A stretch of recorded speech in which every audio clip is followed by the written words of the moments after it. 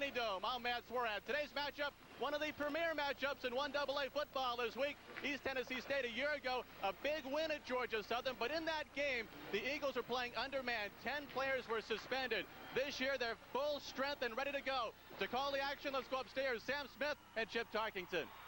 Thank you, Matt, and good afternoon, everybody. A delightful day for Southern Conference football. Glad you could join us. It's showdown day as the playoffs are looming down the pike, and two of these teams are certainly in the race, and these two happen to be the two that are at the top of the pack right now. A great day for football here. You know, we may see a pinball machine with a scoreboard today. Both of these teams can light it up. It should be a lot of fun. Well, for Georgia Southern, Greg Hill is a second starter in 2 games now for Georgia Southern. This kid had quite a game against the Citadel. Yeah, he threw for 2 touchdown passes and ran for another. And, you know, he's not a typical sophomore. He's played a lot of football. He knows how the war goes. Not like throwing just anybody in to play quarterback.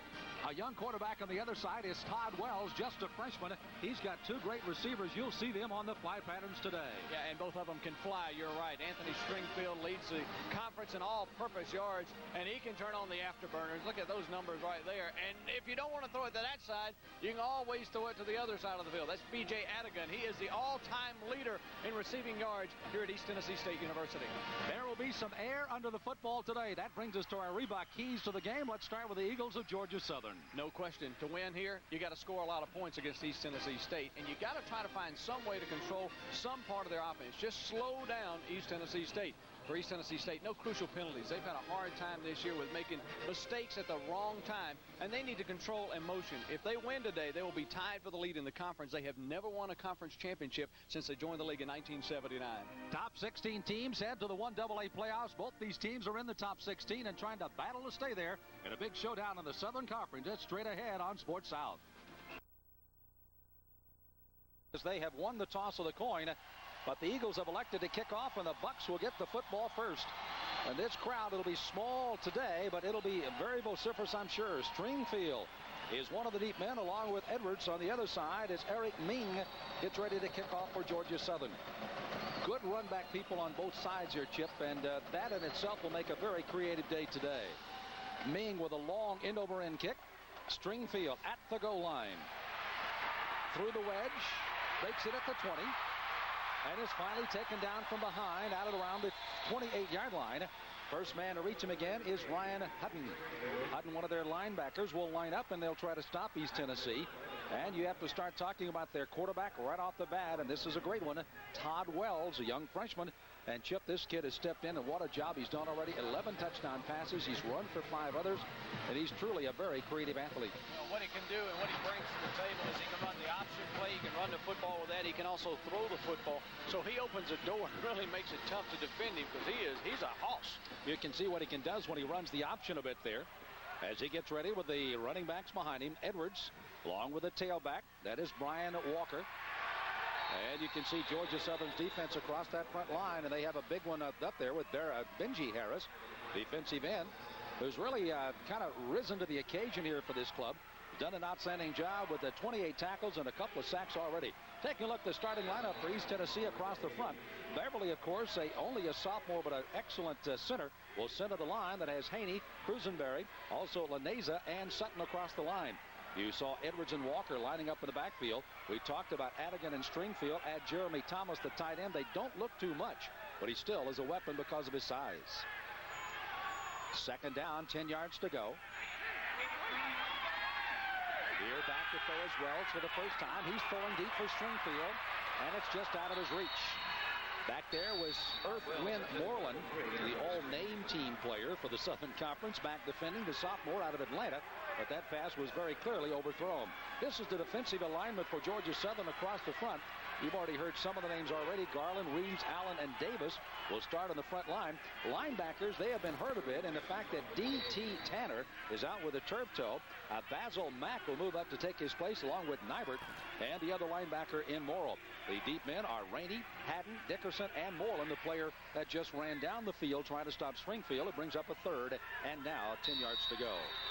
And we got a flag down, and we see a lot of flags here. We saw a lot of yellow early. I think they were practicing before the game even, because both these clubs are very highly penalized clubs. As a matter of fact, crucial penalties for East Tennessee has really been a big key situation for them all year long. Well, Paul Hamilton said if we just couldn't shoot ourselves in the foot, we'd be a lot better off. illegal substitution. Too many men in the huddle on the offense. Middle he goes against East Tennessee. Backs him up 5 yards. So it brings up a third down. Ron Buckner, by the way, our referee on today's game, makes it a 3rd and 15 to go. He forgot to turn his mic on. We got to talk to him about that. If he wants to be the 4th man on the broadcast team, he's got to turn the mic on. Here's the 3rd down and 15 play. Wells splitting people out of the backfield. Walker, the lone running back, and Wells is back to throw, and now is on the run. Todd Wells grabbed and yanked out of bounds, and he'll get up to about 7 yards needed for a first down, so they'll have to kick it away as Basil Mack, again starting for Tanner today, the linebacker, is the one that got a hold of the shirt and would not let him go, and Reeves was also there, Johnny, on the spot. You love that name, Earth, Wind, Moreland. Gotta love it. His middle name's got to be Fire. That's right. Earth, Wind, and Fire Moreland. I like that. First kick time of the day here coming up, and it'll be David Helton. Helton has been averaging about nearly 43 yards per kick, but is not eligible as a leader in the conference because he averages only 3.6, and you have to have 3.7 for a qualification. Rico Tutt is back. Here's the kick, and Hilton, look out for the scoreboards. He has put this baby in orbit. Tutt back at the 25. He'll get about 3 yards, and East Tennessee's defense swarming on special teams. And Georgia Southern will their first option. And we'll see what Hill can do with his running and passing game here for Georgia Southern. Paul Johnson has come in, the former offensive coordinator in their championship years, 85-86, and now he has turned first Kenny Robinson and now Greg Hill into very, very dangerous quarterbacks. You see the numbers on him already with the touchdowns and 4 interceptions, but his running is probably one of the most dangerous part of his game. He can do a lot of things, and that's what's neat today. Both of the quarterbacks can do a lot of things. East Tennessee is perfect 2-0 on Fox Sports South this year as the late pitch goes back to Russell. Russell turns the corner to the 34, and you saw East Tennessee had it strung out pretty good, but just a last-second decision by Hill, and they turn it upfield and will gain nearly 5 yards. Nice option pitch that time by Hill. Good look at Roderick Russell, and here's a guy that's only 66 yards away from becoming the 3rd player in Georgia Southern history to rush for 3,000 career yards. Those are the guys blocking up front, led by Steverson. And you see, of course, the slot backs are Joyner, Russell, and the wideouts as Hill works to the first back group, throws it wildly behind him, and they're going to have to scramble back to fall on top of it, and Tobias Steverson has to go back to recover at the 20. An ill-advised pitch that time by Hill because East Tennessee had stuffed it down. Well, that's what East Tennessee is going to try to do with the option today. Anytime Hill starts out with the option, if they can get to him and make him pitch it in a hurry. Watch this. See, they're in the backfield. He's got 1, 2, 3 folks around him, and the pitch is behind Steverson. Steverson couldn't make a play on. Luckily, he could put on the brakes and get back to get the football because East Tennessee State was coming after it. That time you saw Alan Walton as the deep man. The free safety was right on top of it as you get a good look at Hill. This is a 3rd down. They lost 8 on the play, so it's 3rd and 18 as Hill's throwing. And he's got a man and a completion upfield as East Tennessee goes to their wide receivers. And again, they come up with an excellent throw and get it ahead to Joyner. What a great-looking target Corey Joyner is. He always seems to come down with the football when they get it to him. Joyner has already had 505 yards reception, averaging 22 per catch. He just padded his average right there with another great one for a first down for the Eagles. Let's take a look at East Tennessee. You saw the down 3. Their linebackers, they like to stack them right on the line of scrimmage as well. Ankerson, one of the best. And Adam Walton with an intercept last week will anchor the secondary. Georgia Southern just kind of probe for yardage as they'll get about 2 or 3, getting it out to near the 45. And Russell, who has a tendency to carry a lot of times, 137 already for 8 touchdowns, and also is a threat out of the backfield. A couple of touchdown passes he's received this year. Well, in this offense, Georgia Southern has to have people who can not only run, block, they have to be able to catch. You've got to be able to do all 3 in this offense because that's what's required of you. If you can't, you're going to have to sit down. Somebody else will be able to do it. We got a good look at Mario Hankerson, the middle linebacker, number 20, only 27 tackles away from becoming the all-time best at East Tennessee. There's the first option through, and Russell will gain about 2 or 3 yards, and there's going to be a begrudging yards given up down the middle. You can tell already. The down lineman doing a good job. Led in there by number 47, Brandon Roller. And you saw a good shot there. Once again, a Greg Charles, number 92. Mentioned this earlier. You mentioned the free safety, Adam Walton, coming up and being into play. They're going to do that a lot. East Tennessee State will, where they're going to bring that free safety all the way up and play man coverage with the wideouts, trying to stop Georgia Southern's option. Crowd pump for the defense on a big 3rd down play for Georgia Southern. This is Hill. He's throwing. It is a catch and a completion. What a catch over the middle that was. As they get it down to the 35-yard line. And coming up to make the reception for Georgia Southern. And a young man having trouble as he tries to get off the field across the way. And it's going to be Deidre Parham, who was not listed on our depth chart, but comes up. Yes, he was. He was the backup to Shook. Excuse me. Parham out of Fairburn, Georgia. Again, you can see he took a pretty good shot and is still heading for the sidelines to get some recitation here as he really took a shot. But what a catch. And what a catch. That's an all-world catch. That's highlight film for the next 6 months. Hill, options, pitch, Joyner. Dives towards the 25-yard line, and you can already see that the diversity of the offense of Georgia Southern will be very difficult today for Eastern and East Tennessee to try to figure out today. Well, you never know what they're going to do. They can run anything out of the formation. Look at that. See, they're hitting the quarterback. They want the ball to be pitched to the running back 99% of the time. That time he got outside and made a nice run. They sealed the outside and a lot of room out there to run, and they ran it to the short side of the field. That's an interesting thing. Corey Joyner, nice run, good first down. They have only one lone running back, and of course that's Russell. They use the two slot backs, and that's Joyner in motion. Russell gets the call. There's a flag down as the play got underway. Down inside the 25 to near the 23-yard line. Well, we'll wait and see what the call is here once again, and we'll see if our referee can get his microphone on today. We'll talk to Mr. Buckner about giving us the call on mic. Well, you got a big bull like Roger Russell, any fullback who's coming close to rushing for 3,000 yards in his career, you're going to hand it to him and let him run the football. He sets up everything. A good look at Ron. We got his name up and everything. You ought to like that. Penalty's going to go against East Tennessee State. Let's hear him. Let's see if he does it. He flipped a switch this time. Offside. Defense. 5 yards. Still first. This goes on his resume now. Yeah, way to go, Ron. By the way, you mentioned Russell. Needs only 66 yards to go over 3,000. Interesting enough, with even their great running game they've had, they've kept it so spread out that only 2 other players have gone over 3,000 yards in rushing at Georgia Southern in a great program with 4 national titles. So the step off against East Tennessee brings up 1st and 5. Hill options. Takes it to the 15, and that should be enough for another first down. Just kind of picking and weaving his shot as he took it all the way up through the middle and had some great blocking out in front of him that time. As he got it down, and again, McGrath, number 62, was the man that was going into the Buccaneer defense that time. Just look at it again, and this is what Hill can do with the ball so well. Keeps it in front of himself, that he tucks it under very nicely and just keeps running forward. We mentioned Russell going over the 3,000-yard mark possibly today. Joe Ross and another great quarterback, Tracy Ham, the only people with 3,000-plus yards rushing. But that shows you what happens. Those were quarterbacks. Yep. Now we're talking about the running back, so it has been a little bit of a change. Yep. Now they're bringing it back again with Hill and certainly Robinson. Here's Russell fighting for yardage down into the 2-yard line. You talk about those championship years in 85, 86, 89, and 90 back-to-back for Georgia Southern. And, of course, the great Irk Russell down there, and Paul Johnson, who's now the head coach, as his offensive coordinator for those 2 in the mid-80s. What a dynasty they had. And as a matter of fact, out of the 31 All-Americans, 15 have been walk-ons. That's the kind of program they've had down in Statesboro. Well, and they got a little of Irk back on the sidelines now with his son, Rusty. Coach, we'll talk about Rusty a little later. I got a good Rusty Russell story for you. Here's the first down play. This is Hill again. Look for the pitch. He keeps it.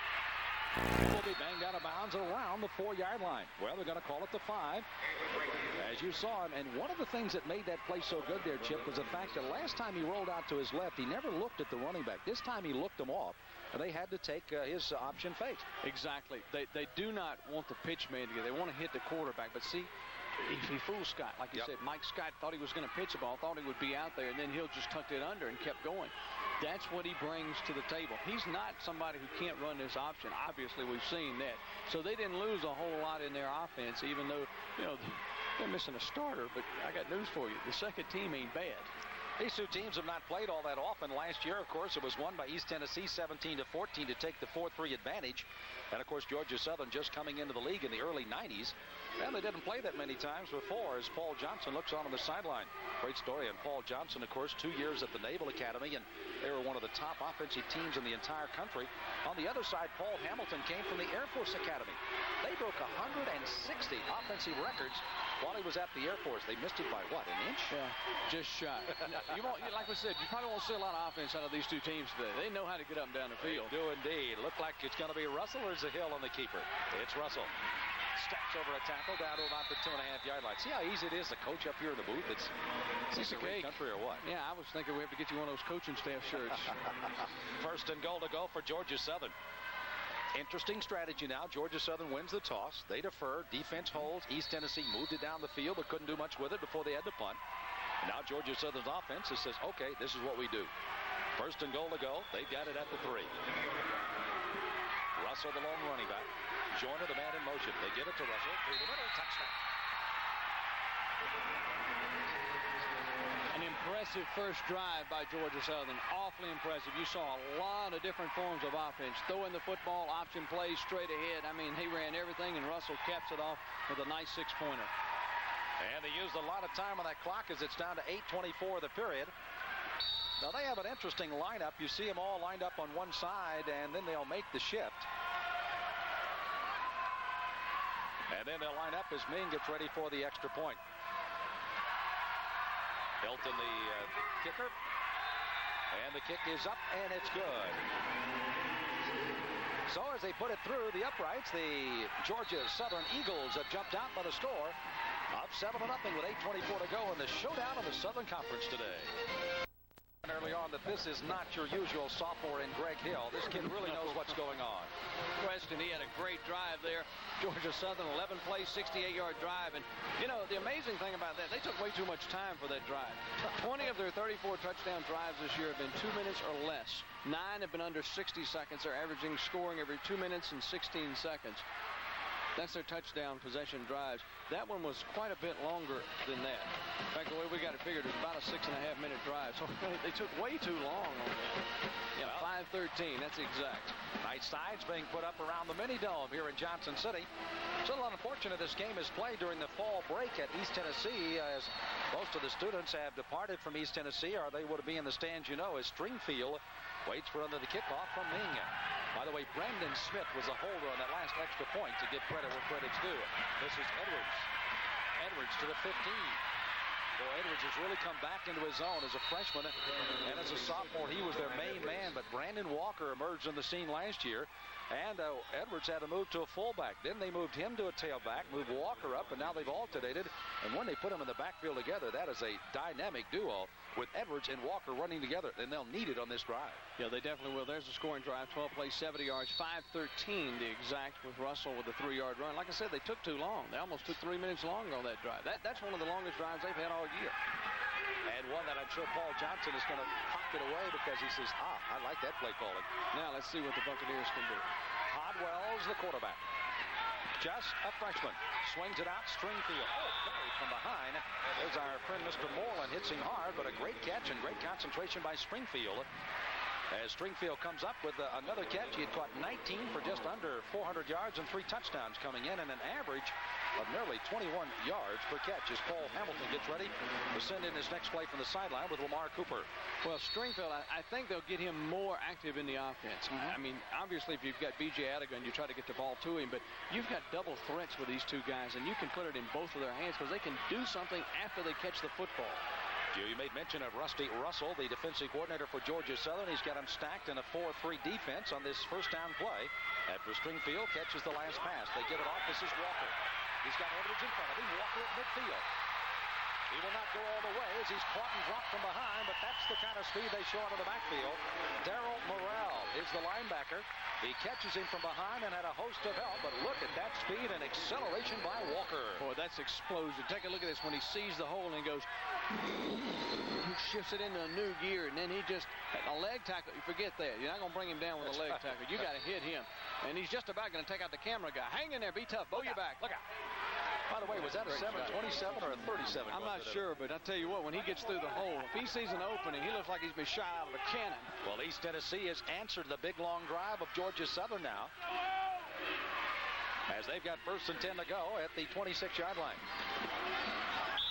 They try to hand it off to Edwards. Edwards will gain maybe a yard, make it 2 as he gets it down around the 24-yard line. And that's called testing the underbelly of Georgia Southern to kind of set up exactly what they had when Walker.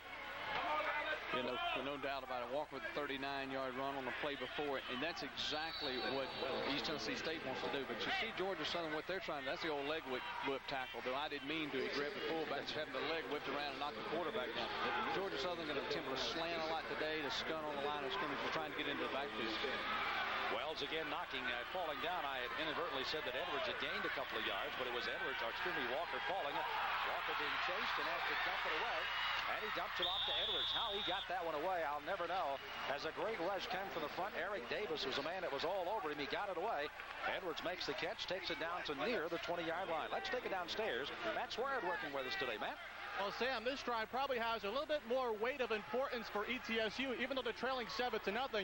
This season, Georgia Southern has not allowed a point, not a single point in the first quarter, outscoring their opponents 70-0. Wow. So the Buccaneers would like to get on the board early in the first quarter to show the Eagles they can score with them. Back to you. Paul Johnson looking on anxiously from the sideline as his Eagles are now starting to bend a bit. But it's a 3rd down and 7 yards to go here for the Buccaneers. They give to Edwards. They get about 5 of those 7. That'll bring up a 4th down and 2. And do you go ahead and bring in your field goal unit, which would be Jerry Chapman, or do you go for it early on in the game? They're going to kick it. Unless they fake it. Never know. Depends on the holder is. As Chapman, of course, is the man who actually won the game last year. Made it a 17-7 game down at Georgia Southern. Kenny Robinson scored late to make it 17-14, and there's the numbers, 9 of 13. Longest has been 40 yards by Chapman this year. Good snap. The kick is up. The kick will be off to the left as he pulled it. And so East Tennessee comes away with a missed field goal after they had marched it down, led by a couple of big plays. One big catch by Stringfield. Then a great run by Walker, but they come up with a goose egg on the scoreboard with 5:14 to go. Georgia Southern leading 7-0, and the Eagles get the ball back. Well, you plant some seeds there. East Tennessee State planted some seeds. They know some things that they're going to be able to do offensively. That really is tough that they didn't get any points on the board, and I'm sure that's what Coach Hamilton was thinking. Let's just get some points on the board to answer it back. Well, as the two teams ready for the next series of downs, we're going to ready ourselves for this timeout. We'll be back with the Southern Conference State, and again spending 7 years at the Air Force before taking over at East Tennessee, where he also served as an assistant at one time, kind of coming back close to home. Not a happy camper after that missed field goal, and his defense back on the field. Hill throwing. This one's intercepted. East Tennessee turns it back upfield. And they'll be knocked down around the 27-yard line as they got the man out on the corner, and that is Ron Witten, number 24. Witten, with 36 tackles, gets his first interception of the year as Hill just threw that one up for grabs. And what a big play by East Tennessee. I hope we got another look at this because Greg Hill threw it off the wrong foot. When you throw it off the wrong foot, you don't get near the locomotion in the football that you need to, and that allowed Ron Witten to make the defensive play. He reacted to the football. I don't know if we got it or not, but hey, he threw it off the wrong foot and didn't get any mustard on it. That's a big turnover right there. Now East Tennessee State got a chance to capitalize here. East Tennessee was down 28-10 last week at Furman. 48 unanswered points to come back and win for the first time at Greenville. Now they're at home today against Georgia Southern, and a big defensive play sets up their offense with a 1st and 10, and Walker slants for about 4. 2nd down, 6 yards to go. Walker, of course, is one of those outstanding running backs that has been highly acclaimed by the conference as selected as a potential offensive player of the year. But right now, Edwards is shining well, and of course, Todd Wells has had an exceptional year with those two great receivers here for East Tennessee. Well, Brandon Walker's got a great chance to go over 1,000 yards for a season. He entered today's game with 646 yards, and he's already got a 39-yard long run, so he's close to 700. He's got a great chance to go over 1,000 yards. And the other two guys are going to have some yardage too. You're looking at two teams that very much are in the running for one of the 16 spots in the 1AA playoffs, and who's to know, one of these teams could win the title. Back to throw as Wells. Dumps it out to Edwards on the near side. He is contested around the 22-yard line, and coming up to make the stop is going to be Rainey. LeVar Rainey played that very well in the corner. Did not take any of the fakes that time, Chip, and made a good tackle. No, and I'll tell you what, if you can stand up and compete with Brian Edwards one-on-one and bring him down, that's pretty good defense. I mean, you're not going to knock him backwards, but if you can just bring him down, that's pretty good. Take a look at this. Boop, boop, boop, boop, boop, and he just held in there and held on for dear life. Big 3rd down here. It is indeed, with the ball resting just outside the 20. They've got to get to right about the 16-yard line for a 1st down. So it's a 5-yard necessary. Edwards is the lone running back. Walker's in the slot to the left. Wells back to throw to the end zone. He's got the man there, but he can't hang on. That's Adigan. He looked over the right shoulder, had a turn, looked back over the left shoulder, and he is laying down in the back of the end zone going, oh my, it was so close. Defenders back there may have distracted his view just a bit. I think when James Dickerson jumped in the air right at the end of the ball coming down at Adigan, he jumped in the air. I think he just messed up the vision for BJ. BJ couldn't cut. He doesn't drop very many passes. No, he doesn't. Ming is going to line up another one here. As he'll try to hit this one, it's going to come from the 27-yard line, a 37-yard try. He missed and hooked the last one. He hooks this one, but it's right through the middle of the uprights. So Ming hits it from 37 yards away, and East Tennessee, after an interception by Witten, get on the board with a long field goal by Ming. It's 7-3. Georgia Southern leading the early showdown here in the conference. East Tennessee State fans kind of showing their support here as Jerry Chapman has put them on the board, trailing them at a score of 7-3 from 37 yards away. And now Paul Johnson's offense will get their hands back on the football. And after that first long drive they made here to take that 7-0 lead, I know he wants to get it back in gear after the last interception. You know about the guy with the painted face? It's great going on, but it's the Dickens trying to get that stuff off. It's easy going on, but boy, he'll be scrubbing for a long time getting that stuff off. Getting ready to kick off is Chapman. Jerry Chapman out of Clarksville, Georgia. Banks is one of the lone man back there, and Joyner's the other. This will be Joyner in the end zone, and Banks says, nope, let's get it at the 20. Like Matt just told us, that's the first points scored against Georgia Southern in the first quarter of this year. Wow, and they have had themselves some big games. Of course, William and Mary, one of the early games of the season. And, of course, a bigger game in the conference with Appalachian State. 4 plays, 6 yards. And, of course, for that field goal by Chapman from 37 yards away to make it 7-3. And a huge play for East Tennessee because Georgia Southern had stuffed them. They missed a field goal. Chapman hooks it left this time. Then the defense gets the intercept, and they come it back and at least get on the board, as you pointed out. Well, it's a great boost for Chapman's ego, too, to put him right back on the field and let him kick it. Greg Hill, the quarterback, barking signals, maybe changing at the line of scrimmage. Fakes it to Russell, pisses to Joyner. The slot back takes it outside, and just shy of a first down, may have gained about 8. Or it'll be second down and 2 yards to go. They use their 2 slot backs of Joyner and Steverson, which creates so many different things you can do out of that with the lone running back and Russell behind it. You can either throw to those guys, you can do what they're doing on the option play, but all in all, when you got wide receivers that do what they do and those guys out of the backfield, that's dangerous. Well, and they haven't even opened the door with some of those wingback traps, as I always like to call them, because really you're in a wing, it's a slot. But, you know, you can trap off that. You can do a lot of stuff. East Tennessee playing another one of the ranked teams as they hand it off to Russell. Georgia Southern takes it all the way down to the 40-yard line, and Roderick Russell running well. East Tennessee has already defeated 2 top-ranked teams in the top 25, and now are facing a third one today. Well, we mentioned the movement. You see Roderick Russell's been Players of the Week, and Mario Hankerson. I mean, these 2 guys coming into the game had great weeks last week. Players of the Week coming in, and you know, they'll butt heads quite a few times today.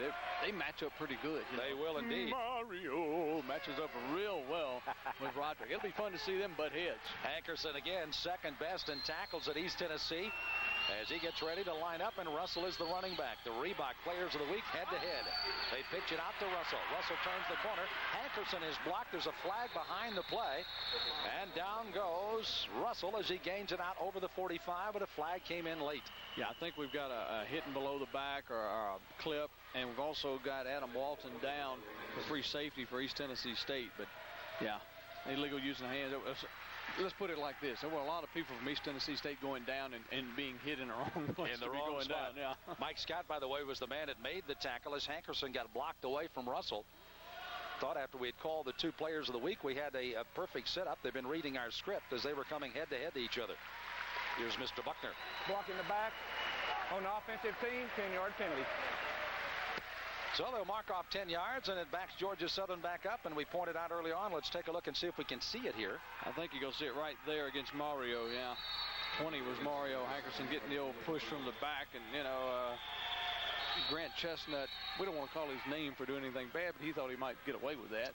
Well, he's going to hear his name in the film room anyway. Oh, so. yeah, he'll hear it on Sunday, Monday, and probably Tuesday. We mentioned they hadn't run a trap. The play before that, they ran one of those inside traps with the big man, Russell. And you saw how many yards he picked up. So they just haven't unveiled that part of their offense right now. 10-yard step off from the spot of the foul. Takes it back to the 36-yard line where it's first down still. And about 15 needed here for Georgia Southern. Here's Hill faking and then is drilled by Mario Ankerson as he drills him for a sack. And Hill that time was looking to somewhere to throw and had just absolutely covered up with a great coverage in the secondary. Witten, along with Scott, Walton, and Thomas, all covering well in the secondary for East Tennessee. Well, you know, Georgia Southern has a play off of that, and we can't tell from this angle if it was the design play where they actually kick out and then have the quarterback run. It's almost like a quarterback draw, except it doesn't take that long to develop back off the opposite side of where he's rolling. But that time, really, it looked like the pocket just collapsed. Here's Hill back on a second down play. Pocket is starting to collapse again. That great athletic skill buys him some time. Everybody's scrambling, and here comes Hill. He throws. It's going to be complete and knocked out of bounds, but it is a completion. Comes up to around the 47-yard line. Then coming up to make the catch again as they move people out of the backfield is Cunningham.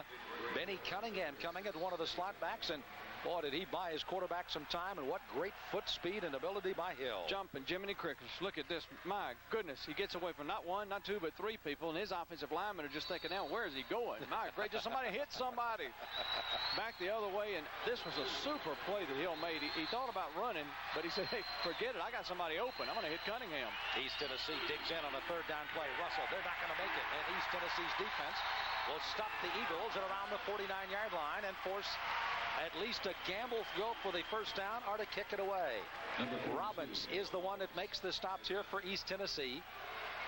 As again, they take it right up the middle. They thought Russell had some room, but didn't make it. Yeah, Tarek Robinson just tears in, and there's a good look at Kenny Robinson, Georgia Southern's usual starting quarterback. And you see the big blue cast on that left hand. You know, he can't throw left-handed if he's got that cast on it. That's a good point. You're right. That's why he's not playing today. Young man out of Concord, North Carolina. Great football player. Oh, he's a good player. Warble will get the kickoff as he'll feel it low, but gets a good kick into it. And a fair catch is signaled for. It takes a good East Tennessee bounce and fielded and down by Georgia Southern. First man down, number 29, is going to be Thomas, young man out of Perry, Georgia, to make the downing of the football at the 10-yard line. And now East Tennessee with a lot of green in front of them, but at least their defense has forced Georgia Southern into an intercept and then over on downs and a punt. And East Tennessee has at least got a field goal out of their last possession. Yeah, Kewaukee made a good play. So you got Kewaukee and Earthwind on this team. Gotta love this all-name team, right? The all-name team is just cooking with high-test gas today. I like it. And Rico and Tarek are on the other side. They love it, huh? It's Walker and Edwards lined up behind Wells. Wells has split receivers wide to his left. He turns, hands off to Walker. Walker got a bump in the backfield, but fights through. What was I reading a stat on Edwards and Walker that a majority of their yardage comes after contact? Almost something like 40-45% of their yardage. And that's the end of the first period as Walker carries it out for a gain of 4. It's a second and 10, for East Tennessee as we return to the second period. 7-3, Georgia here at the Mini-Dome in Johnson City at the end of one period. 7-3. Sam Smith along with Chip Tarkington and Matt Swerd working on Southern Conference football on Fox Sports South today. Paul Hamilton and East Tennessee, the host team. Paul Johnson and Georgia Southern on the road as the Buccaneers of East Tennessee have the ball. Second down, 6 yards needed. Handing it at first back through, and Georgia Southern's defensive line not going to give up a lot of yardage up that middle. It appears here again today. Allen, one of the first to reach him through the middle. By the way, this is the 200th game since the re-emergence of football for Georgia Southern back in 1982. And as you see their defense swarming all over the running back, they have won all of the milestone games, including their number 1, 50, 100, and 150. So that does not bode well as far as history is concerned for East Tennessee. Oh, and you know, Boncelli's, we got to put him on the all-name too. Boncelli's Allen. I tell you what, we may just get out of this with a whole team. Back to throw. Wells looking sideline. And it's going to be caught here by Adigan. There is a flag from behind, and that has to be some interference from behind as they got a little bit too much contact from behind on Georgia Southern, and they're going to make the call. And they'll they'll bring it for a reception anyway by East Tennessee. Andre Rogers trying the old bear hug around B.J. Adigan. You know, that's not a bad idea. Just go ahead and just grab hold of him, because then he can't score a touchdown against you. And if you got him tackled, he won't score. Rogers from Norcross, Georgia with the penalty. B.J. Adigan out of Largo, Maryland again, averaging 124.4 yards per game. And again, that is the #1 in the conference. Second in the nation, by the way, as he's had himself quite a year with 878 yards and 7 touchdowns already this year. Here's the call. Defensive pass interference. Quarterback first down, spot of the foul. Yeah, how would you like to have a 1,000-yard runner and a 1,000-yard receiver on the same team? And a quarterback that can get it to all of them, you know what I mean? I guarantee you. First down and 10 to go for East Tennessee. By the way, time of possession in that first period, Georgia Southern with that long drive, 8:37 to 6:23 in the first period. And, of course, the 7-3 first period score with Georgia Southern leading. Good look at Todd Wells out of Forest Park, Georgia. He, along with Brandon Walker, the running back, the tailback that he hands to or fakes there, are from the same high school. They try to air it out, and they got it in stride back upfield at Stringfield. Stringfield takes it all the way. That's going to be a 69-yard pass and run.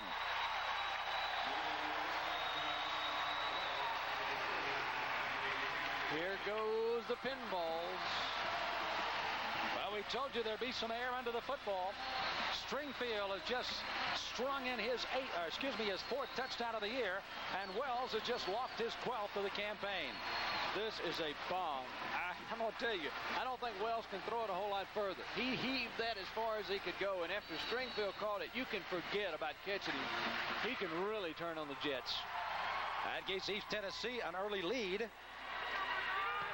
as the point after is up, and Chapman gets it. So Chapman comes up with a point after, and East Tennessee jumps to a 10-7 lead on the strength of a long touchdown pass, Wells to Stringfield. And the crowd here at the Mini Dome are delighted. Gets on the board with a lead for the first time at 10-7. And what a heave and what a catch by Stringfield. And you kind of wonder how he got that open in that secondary of Georgia Southern. Speed, I would think, would be the reason. He just flat out outran everybody. We mentioned how quickly Georgia Southern can score. East Tennessee can score very quickly also. I mean, like light work. So as Paul Hamilton and his Buccaneers have the lead, get ready to kick off. Shatton will be kicking deep. Back deep are Banks and Joyner back for Georgia Southern. And another excellent kick by Chapman. It'll go to Joyner at the 1. Special teams overrunning, but he's rooted at the 15-yard line, but fights for yardage. First man to reaching for Georgia Southern was Ryan Haddon, who makes the stop. And Reggie Garland all in the face of Todd Wells, but look at this. Is that on the money? I mean, Stringfield never broke stride, hit him right at stride, and if he doesn't have to slow up, forget it, because he's already going at full tilt. You know, Rogers seemed to kind of get himself turned around. He was the closest man to him, and after he tried to get his feet under him, it was too late. You pointed out Stringfield just ran away from him. Now it becomes Greg Hill's job to bring his team back. And he options down the line of scrimmage. Looked to pitch at the last moment, but time ran out. And he had to even. He was looking for Stevenson, but takes the hit.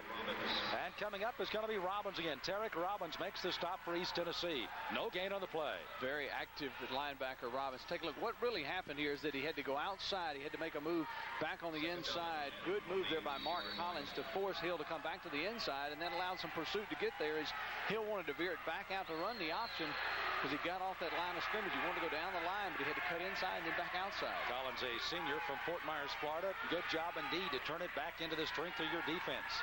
Second down, 10 yards to go. Russell, the lone running back. Good penetration by the defense, but again, those quick feet of Hill runs away from it. But he doesn't gain many as he turned the corner.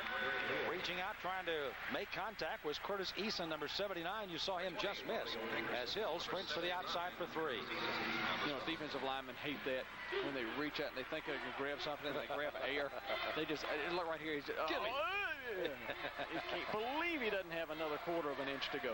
That's great defense. There's nowhere to go. You can give up a couple of yards on an option. You just don't want to give up the big plays and keep having them, you know. An option play can easily be 7, 8, 10, 12 every pop if you're not careful. Forced Hill to go a little wider than he wanted to, giving Ankerson, the other linebackers, a chance to run it down on the side. Third down. They'll need about 6.5 as they come out to Tutt here on the near side. Did he make a catch? They do. Great in the catch. And the catch will bring it out near, with a change will probably have to be brought across to check out. Well, I'd like to look at it again. He made a fine catch if he did come down with it. And I heard ball hit flesh, but I'm not sure. Let's see if he brought this thing in.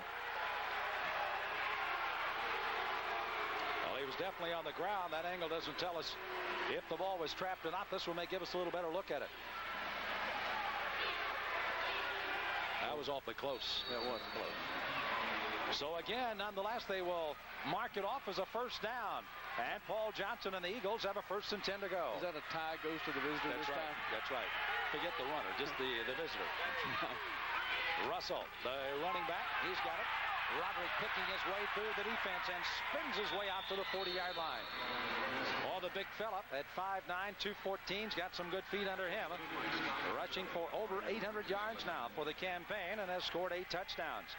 Well, did you see 66 Marvin James? Take a look at this. Marvin James will be the man in front of Russell. He's the man that's blocking right there. Look at this. He's 6, 7 yards down the field making a block. And Russell going off his block. Whichever way that James was taking him, that's the way that he was going the opposite direction. Offensive lineman, once you make contact, you just can't lose it. And he didn't. Speaking of trying to make contact, they're trying to get a hold of Hill again as he spins to the outside. And I tell you what, the kid has got some tremendous feet as he steps outside for another good gainer for Georgia Southern as their offense is on the move again. Like trying to tackle a greased pig, isn't it? That's right. Russ Lindgren makes the stop for East Tennessee. Slipping and sliding. Look at this. This is all kind of dancing and hopping and bopping and everything else. Everybody reaching and just trying to grab any part of him. Nobody has gotten a real good pop on him yet. You just get a piece of it. Well, you mentioned Marvin James a moment ago. 6 feet, 283. He was leading the pack on that last run. Here's Russell again. Doesn't take a lot of an opening for him to find it as he slithers his way through. That may be shy of a first down by about a yard. Well, you know why he's been so successful. That's a great example there. He came to a complete stop and went the other direction. He can stop and start, and he's so dead blame big getting in the hole. 214.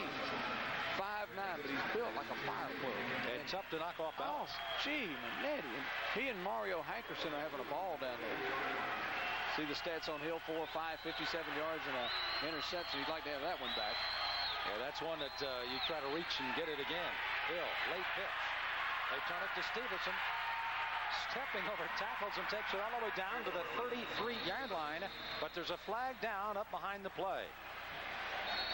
We'll wait and see what the flag is. Back upfield, Greg Hill is still sitting back where the line of scrimmage was. He anticipates the worst. Usually where that flag is thrown, it's a clip or a hold or an illegal use of the hands. It might be a clip, might be a crackback clip. Here it is again. Good-looking option play, and, you know, they've only got one man to beat on a corner. As Mike Scott was up, took the quarterback, and here he goes, rocking and rolling on the outside. That's what the option wants to do. Steverson, you know, if you can get him outside, let him go. By the way, in addition to our great games in the Southern Conference, number 1 ranked Youngstown State. 15 yards, follow the foul, replay, third down. Is playing against Illinois State today after the first period with 9:34. Still no score in that one. That, of course, would start dictating the teams ahead of both East Tennessee, Georgia Southern, App State, and Chattanooga as far as playoff positions in the 1AA playoffs. Right. Well, you're going to have one surprise every Saturday early in the day. How about Wake Forest leading Clemson 10-9 in the first quarter? They're enjoying going to football games at Winston-Salem again, aren't they? Man, I'm going to tell you what. They'll start having big tailgates down there. They really do. I'll tell you what. Woo! Step off against the Eagles makes it a third down. They need 8 for the first down. Joyner, the man in motion. Russell was rocking but got himself set as Hill comes rolling. Throws a bullet. intends it up for Tutt. The defense from behind will knock it away. First man to touch it was Gordon. He's the right cornerback to knock that pass away as Tutt had to try to make another diving catch, but doesn't get it this time. You got to like Tarek Robbins. He knew that ball had bounced off the turf, but he grabbed it like it had and kept running. He was going to run. He thought, well, maybe, maybe they got one a minute ago. Maybe we can get one. It's like down in the lunchroom. I grabbed the pizza thinking it was somebody else's and ran. Take it and go. And there was plenty of it. Fourth down, kick time here for Georgia Southern. They've got to kick it away as Warbley will try to get it away again, and standing back deep is Stringfield. I would imagine with the strength and the speed of Stringfield, they're just hoping to get the coverage down as well they can. Kick it away from it. East Tennessee's got everybody but a couple up on the line of scrimmage. They're coming hard, but it's going to be a good kick. A little wobbly coming out of there. Stringfield hollering at one of his teammates to get away, and it takes a great Georgia Southern bounce down. It'll be down at around the 8-yard line. That's a perfect kind of kick against somebody like Stringfield. Yes, Don't let him catch it. That's right. Kick one of those end-over-enders. It'll roll on his turf. Stringfield was hollering upfield to Gordon, who had his back to the ball, and it almost hit him as he ran away. But Georgia Southern gets the ball. Great rapport with your quarterback and your coach, and certainly this one looks like it's a good one. Paul Hamilton along with his freshman quarterback Todd Wells as they get ready to call their signals for the next offensive possession here for the Buccaneers. Well, Paul Hamilton would be fun to play for because he is emotional. He gets into the game. He's up and down the sidelines. He's hugging people. He's constant enthusiasm. You know what? Enthusiasm has a way of spreading like wildfire. Paul Johnson on the sideline for Georgia Southern, one of the best two-iron players you'll find in the Southern Conference, by the way. Played with him at Chattanooga at the football rouser. He can hit it a ton. 1st and 10 for East Tennessee. Back goes on the fake. Here's Wells airing it out, trying to get it out to Adigan. Intercepted by Georgia Southern. No, he fell out of bounds. Oh, my. Rainey had it in his hands. Could not get it in possession and out of bounds to get the intercept, but that was close. Boy, I want to see that one again. That was a great play regardless of what the call was, but boy, that was really close. Let's see. They may have gotten one and lost one. Let's see. Great recovery. Nope, that's a good call. Didn't have possession. Did not have possession. Yep. His right foot was out of bounds, and Rainey wanted it, and so did the coaches over there, but that was a good call by the officials. Mr. Buckner, 2 attaboys. Mr. Buckner's crew prevailing there, and it's now going to come up to a 2nd down and 10. 9:18 left to go here in the first half. A 10-7 East Tennessee State lead. Wells being flushed from the pocket. Throwing under duress and overthrows Adigan, clearly throwing that one away.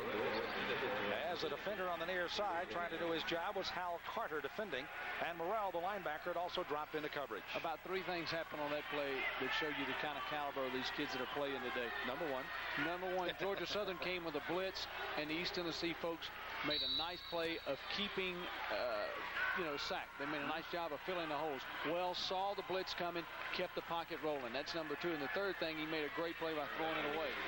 3 good plays in one play. See, I got the ball right. You got it. 1 touchdown and the 97 yards passing so far by Wells.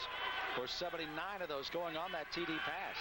Wells back. He just lofts this one up, letting one of his receivers run under it. And it's tipped, and Adigan comes down with it. Oh, my. Wind Moreland, number 4, tapped the ball in the air, intended for Stringfield. Adigan just kind of waited like a center fielder, waited for it to go in the air, and the old tip drill pays off as he makes the reception down out to the 34-yard line. This almost looked like the thing that you throw at the end of the half. Yeah, Hail Mary. You got 2 in the same place. Give me it. And there it bounced right to him. I mean, B.J. Adigan, he said, look what I found in my Easter basket. He can't believe that thing came down to him. Georgia Southern goes up, comes right down to Adigan. I can assure you, you don't want your 2 wideouts in that spot. You don't want to do that very often. That was a strange pass anyway. It was literally as you would do that at the end of the game. Here again is Walker, the tailback, and Walker was introduced to the line of scrimmage in a big way, as knocking him down with a good hard hit along the line of scrimmage. Middle linebacker is Chad Nybert, who played his high school football in Frankfurt, Germany, and of course was injured in a couple of games this year. They're delighted to have him back at the middle linebacker spot. Didn't play against the Citadel. Number 2 tackler with 62 for the year. I'm going to be honest with you. I don't know a lot about high school football in Germany. Well, it's all military brats. I would think so. 2nd down, 8 yards to go. And everybody knows I use that word brat is a very superlative term over there because you have to kind of stay together, that's for sure. A brat pack. Here's the pitch, comes out to Walker. Walker turns it out to the 43-yard line. That'll be shy by about 2 yards of a first down. Brings up a third down play. You know, you mentioned Paul Johnson being able to hit a 2-iron. I understand the commissioner hit a pretty good ball the other day here. It was at Greensboro at the Grandover Golf Course. I'll tell you in a moment as you watch this play on the outside. And again, Walker tearing it up. This was during the basketball tip-off meetings over in Greensboro at Grandover, a beautiful new golf course in Greensboro. And Wright to Waters, the commissioner, a hole-in-one on the 12th, his first ever, and beat Charlie Lyle by 1 on the hole. Here's Wells back to throw. Gets it out to Edwards. And there's that catching ability to Edwards on a big third down play. He's going to gain about 7 or 8. They get it out to midfield for a first down. And nice weapon with Edwards, able to slip out of the backfield. Well, everybody for East Tennessee State can catch the football, from the tight ends to the running backs, and it's the same situation here. If you can't catch, if you can't block, if you can't run, you stand on the sidelines. You're not going to play. Edwards, you know, he's a big kid, 6'2", 214, making a nice kid. Look at the athletic catch. Bringing it down, that's good stuff. Rainey, the cornerback, having to close late as the linebackers let Edwards slip away. Good look at Todd Wells behind Jim Beverly, his center, as they knife it through, and that time it's going to be Allen again from Douglas, Georgia. Vancellis Allen making the tackle. He has got already 5.5 sacks on the QB. He's had only 38 tackles coming in, so you know, he's a guy that makes those superlative plays from time to time. 11 tackles for losses. Add another one right there. Well, that was superlative there. And Georgia Southern's got to make something happen here. They need to get the ball back before half and try to put some points on the board. Now, they will get the ball first in the second half. I always like to bring that up because I think that's an emotional thing. If you get points on the board and then turn around and get the ball right back to start the second half, that's a big boost for you. 6:46 before the halftime break. You see the score at 10-7. East Tennessee coming back with a score, and this is Wells. Young freshman sliding it out to around the 49-yard line before Nybert, again the middle linebacker, will come up and make the stop again. Morrell, Nybert, and Mack are the linebackers. Of course, D.T. Tanner, their starting right inside linebacker, out with a bad case of turf toe. He actually got it during the Appalachian State game, and it's been getting worse, and finally the doctors just held him out. Rainey's been playing on one corner, and Earthwind Moreland on the other side. Dickerson and Haddon are the deep backs in the defense. Down linemen are Harris, Reeves, Allen, and Davis, as Wells looks at a third down and 9-yard situation. Handoff goes to Edwards, and there's no place to run to. As that time it was Derek Reeves, number 89, out of Augusta, Georgia. 6'1", 240 makes the tackle. It's going to bring up fourth down, and they'll need 9. Georgia Southern, if you look at their roster, we mentioned a lot of people from Georgia. About 70% of their roster, Georgia homegrown, and it makes it easy to recruit if you can stay in your own state. You got to do well in your own state to win. Interesting enough, East Tennessee has a good number of Georgia players as well, so this is kind of for some bragging rights. Here's the punt. High, towering punt that time by Hilton. Not going to be very long unless it takes a bounce, and it does. And it takes a good one down to the 9-yard line. Boy, he bought him some length on that one, as that one was sky high but not very deep. He got good coverage, and it's out of bounds. So Georgia Southern will go back to the attack, trailing by 3 points with 5:13 to go. 10-7 Buccaneers, as it's a big weekend of the Southern Conference. This game, of course, playing very big in terms of the conference standings. Georgia Southern at 5-1, Chattanooga 3-1. They're playing at Appalachian State today. So, guys, Sam and Chip, this is very big for that 1AA playoff push. And certainly for a Southern Conference championship look, as Georgia Southern on their possession here near the end of the half will get, again, Greg Hill running it to the outside, and he runs into a lot of company as it's on the ground, and so is Hill. Hill has been hurt here. Curtis Eason and company really laid the leather to him. My goodness. He's starting to get up on under his own power, though. That's a good sign. You know, he might have just a little bit of the old bell ringing. Sometimes you get cobwebs in it. You just got to shake them out. Well, he's got a lot of them up there. And the worst part about this is as Hill goes to the sideline, a redshirt freshman by the name of Chris Johnson is going to have to be sprung into service here. He's thrown only 6 passes and completed 3, but he's had very little experience this year. Watch it right there. Ooh, I told you, that was a headgear to headgear. That stings. See, Mario had him held up. Yep. And then, boom, here it comes from the backside. So Chris Johnson out of Maracus, Georgia, gets an opportunity here. What a chance of a lifetime if he makes it work. And he rolls. Speaking of foot speed, this kid's got some too. And he takes it out for a first down. I guess that's pretty good for your first play from the line of scrimmage. And one of the East Tennessee State players is down behind the play. And it appears it's going to be Adam Walton was shaken up behind the play, but he's up on the first down run, that time by Johnson. And here comes Hill back in. Yeah, he's doing that lean to where left arm to where it might be something with the wrist or with the elbow, and he's getting off the field, but he's under a lot of pain. But what a great way to start. Hill's right back in, but still, isn't it nice you can bring a quarterback in? Absolutely. Just let him roll out and go for a first down. And it was nothing fancy, and that's exactly what they needed to do off of Paul Johnson's playbook that time. Joyner goes in motion. Hill again back into Russell. And if it ain't broke, don't fix it. Just keep handing it to the big fella. And he takes it out for about 7 or 8 yards. As Georgia Southern works this from inside their own 10 to 15-yard line. And they would love to get a score before halftime to take the lead, as you pointed out, with that great opportunity to get the ball back to start the third period. Well, the other thing, if you notice, they're not rushing into any kind of hurry-up offense. There's 4 minutes to go. They know, they used to score in a hurry. So they're not rushing into anything. They're staying in their offense. They got a long way to go, but you know what? They feel confident enough with their offense that they can get points on the board. Defense of East Tennessee huddling because they, and the offense as well, they know if they get the ball back, they got to make something happen. As Russell goes into that secondary, takes it all the way out to the 46-yard line. By the way, the replay camera we had just a moment ago from behind Russell on the last carry, not that one, but the previous one, was a great example of what line coaches talk about having good spacing. Right. I would bet you could put a ruler on the amount of space between each one of those linemen, knowing exactly how much space they needed to cover. And that's the reason they make the execution so well. There's a good look at it right there. You see the guard pulling, and they're just making a hole. The tackle comes back through on the inside. They're looking for people to block. And there goes Roderick right up the gut. They just want to make, like you said, just give him a seam. If he can get into a seam, just like on the play that he just ran for the big gain there, he will find a hole or make a hole. They don't need much. Just give him enough of a seam. Just a little contained block, and Russell will do the rest as it's 1st and 10. Hill pitches out to Russell. Trouble in the corner. And is going to be dropped down as excellent support from the outside. And that time, Witten, who had the intercept early in the game, Ron comes up to make the stop for East Tennessee. Well, once again, it's getting into the backfield. Once you get into the backfield, you can create havoc, and that is exactly what East Tennessee State did on that. The other thing with Russell, though, here's a guy that you're used to running up the middle, and yet you run an option play with him and get him outside. That's right. I mean, that's pretty good for your fullback to be the option guy. Boy, that kind of foot speed indeed. It didn't work that time as Witten turned him down for a loss of 1, 2nd and 11. Hill. Late pitch goes to Joyner. And it is caught before it goes out of bounds, but it's going back to Georgia Southern as Joyner couldn't catch up with it. And East Tennessee was right on top of it. It'll bring up a 3rd down play. Let's take it back downstairs. Here's Matt again.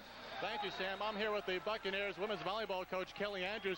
The tournament coach is coming up, the volleyball tournament, back later in November, down about 3 weeks from now in Georgia Southern. It's an exciting time for you and the other coaches because now the conference winner gets the automatic bid back to the NCAA tournament. It's real exciting, and it certainly adds another dimension to the championship, the opportunity to go directly to the NCAA tournament, which has been expanded to 56 teams. So it adds a little more excitement to what's going to be taking place at Georgia Southern in a couple weeks. The Southern Conference is also teaming up with the NCAA, hosting what is called a Yes Clinic, right? Yes, and we're pretty excited about that because it's youth education through sports. It's an opportunity for the young boys and girls in the Georgia Southern area to participate in volleyball with head coaches and players and learn a lot about volleyball, but learn about some other life skills. And it's the first time we've had an event like that associated with the volleyball championship, so that's really exciting. Well, good luck down there. Best of luck to the Buccaneers. Great. Thank you very much. Thank you, Kelly. Kelly Andrews, the coach of the Buccaneers volleyball team. Let's go back upstairs to Sam. Thank you very much. And a pass intended for Cunningham was knocked away by Raheem Al-Amin as he knocked it away, number 54, and that was a great defensive play, and now goes back again on the kick here for Georgia Southern. Now you got to be careful of putting them deep enough because you don't want East Tennessee State to put more points on the board. Beautiful kick coming out of there. And a fair catch called for at about the 11 this time by Springfield, and rightly so, as he had people all over the top of him that time.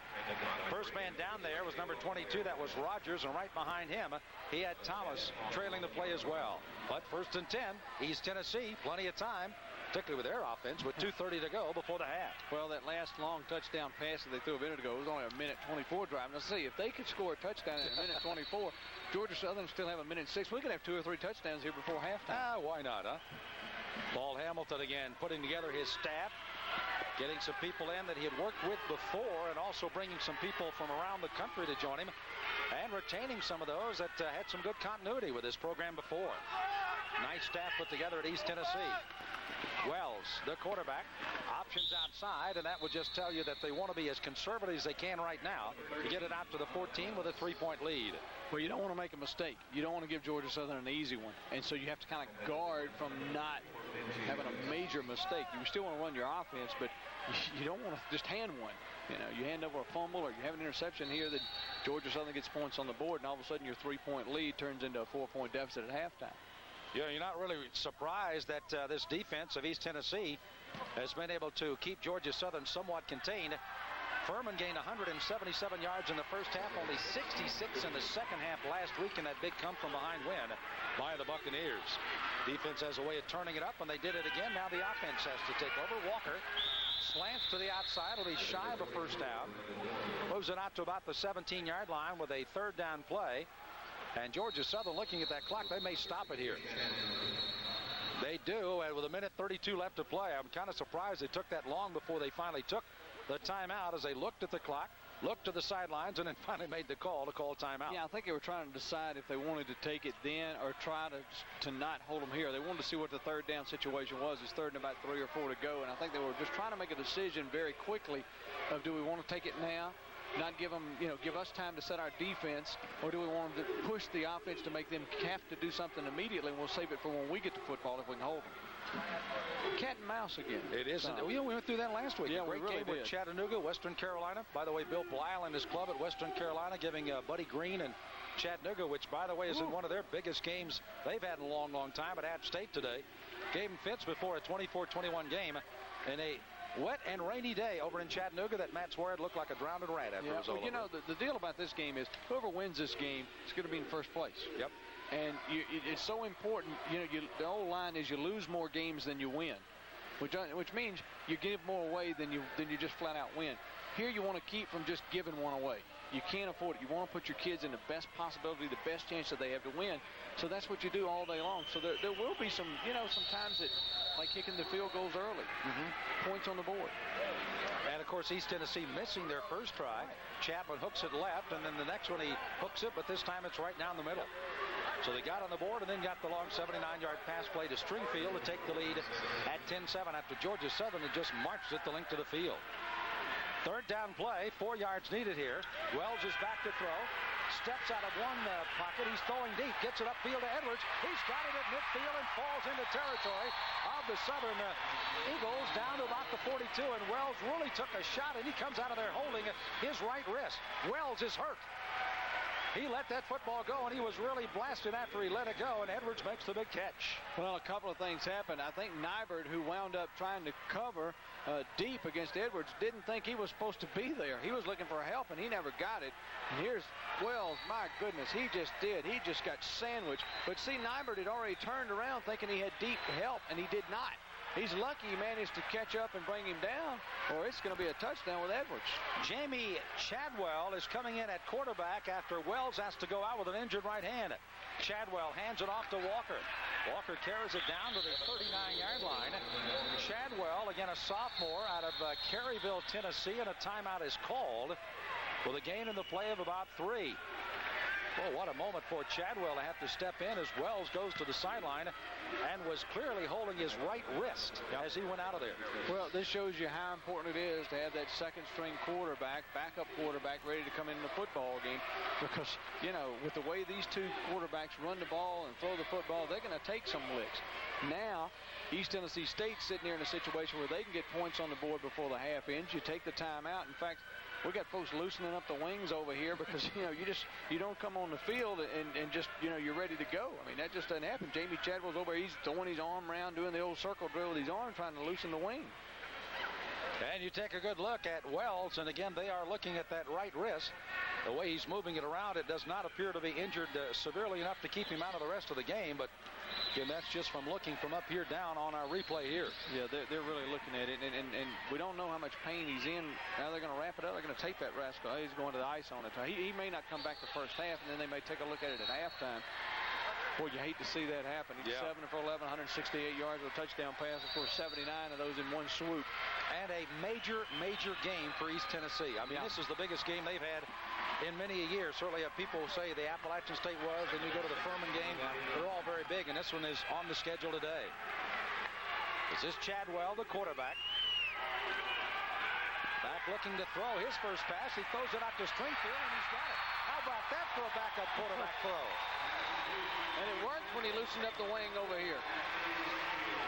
Man alive.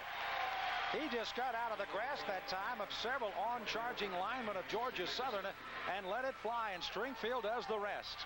Well, we saw that Stringfield might be more active in the offense today, and he's been extremely active, been more active than B.J. Adigan. But look at this pass. That's on the money, too. You don't want to drop any of those. 27-yard pickup on that play. Derek Reeves was slightly injured on that last play, as I think he might have pulled a hamstring or at least a groin trying to get to the quarterback Chadwell in the last play. 1st and 10 to go. Hand off to Edwards. They get it down to the 9.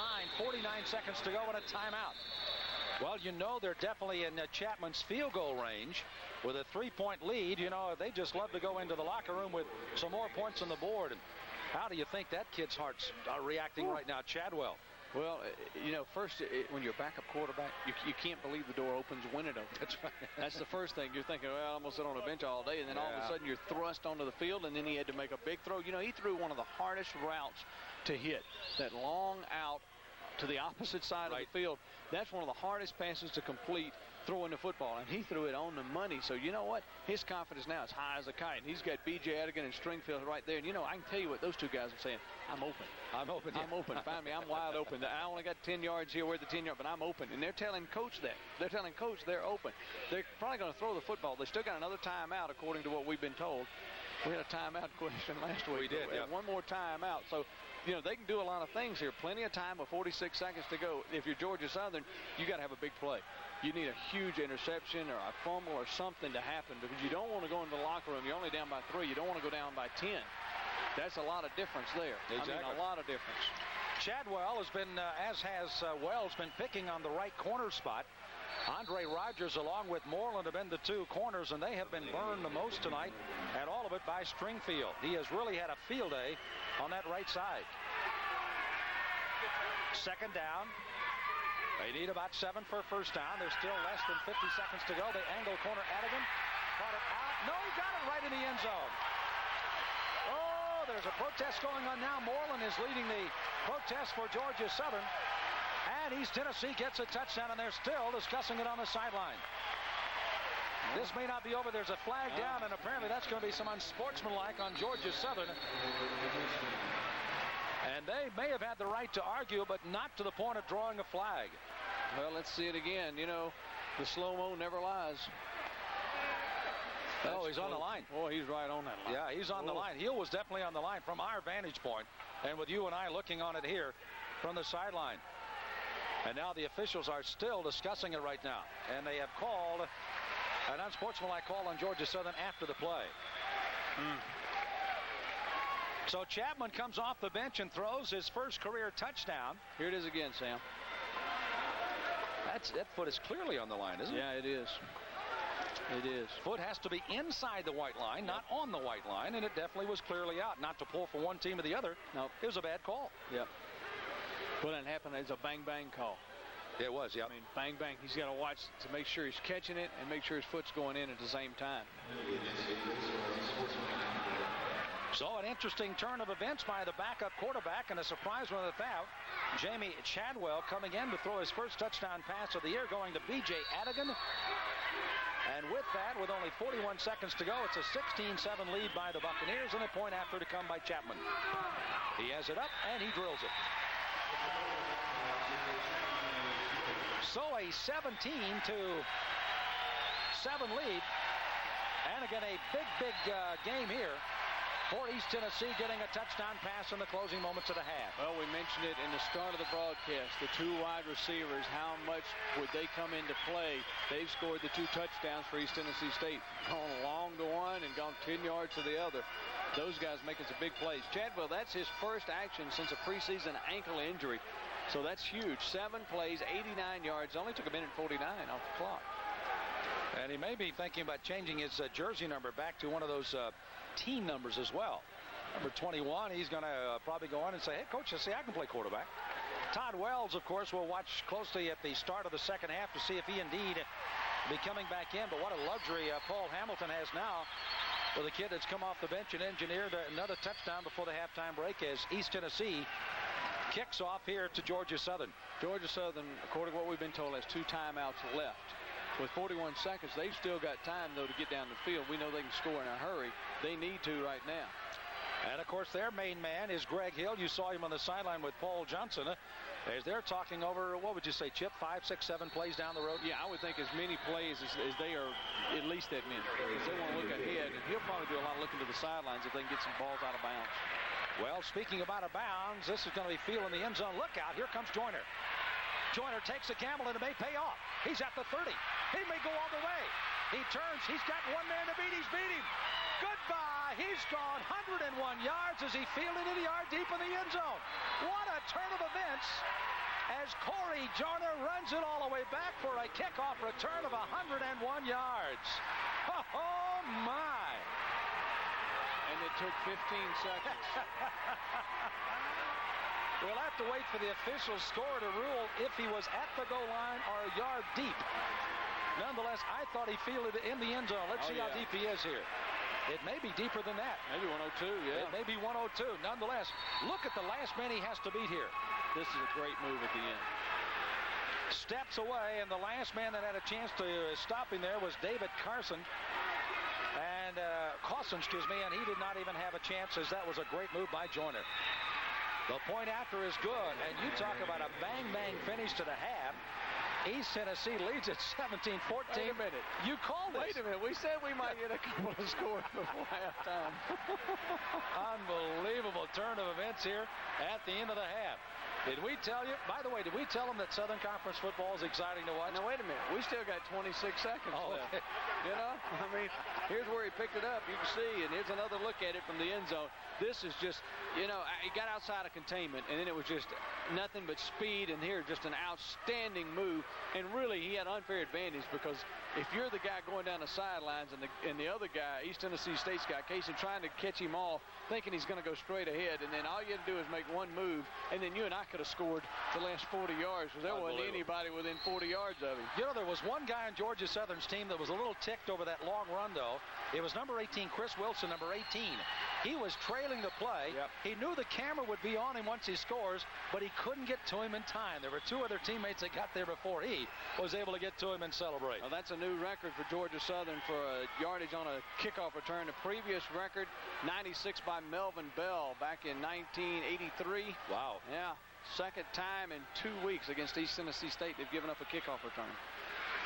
Well, there's a look at Joyner. He should be sucking some wind over there. Yeah, what a great run. Oxygen? That's right. This is Edwards, 1 of 2, that's waiting back along with Stringfield for East Tennessee.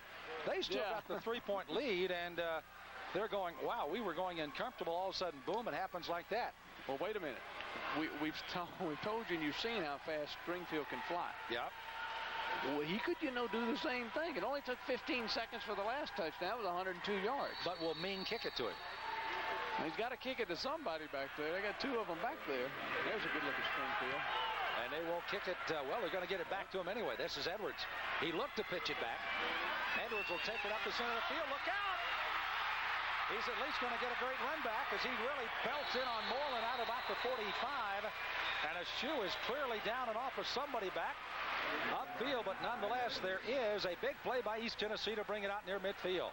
And an altercation on the sideline here. I think they're going to call the flag against East Tennessee State. Edwards is extremely upset along the sidelines, and they might even call it on him because he was running with just abandon. I mean, he had a mad on coming north, and he was just going to run over anybody. By the way, Chip, excuse me, Paul Johnson, when Maine came off, he was really, really talking to him. He did not want that ball to get that deep.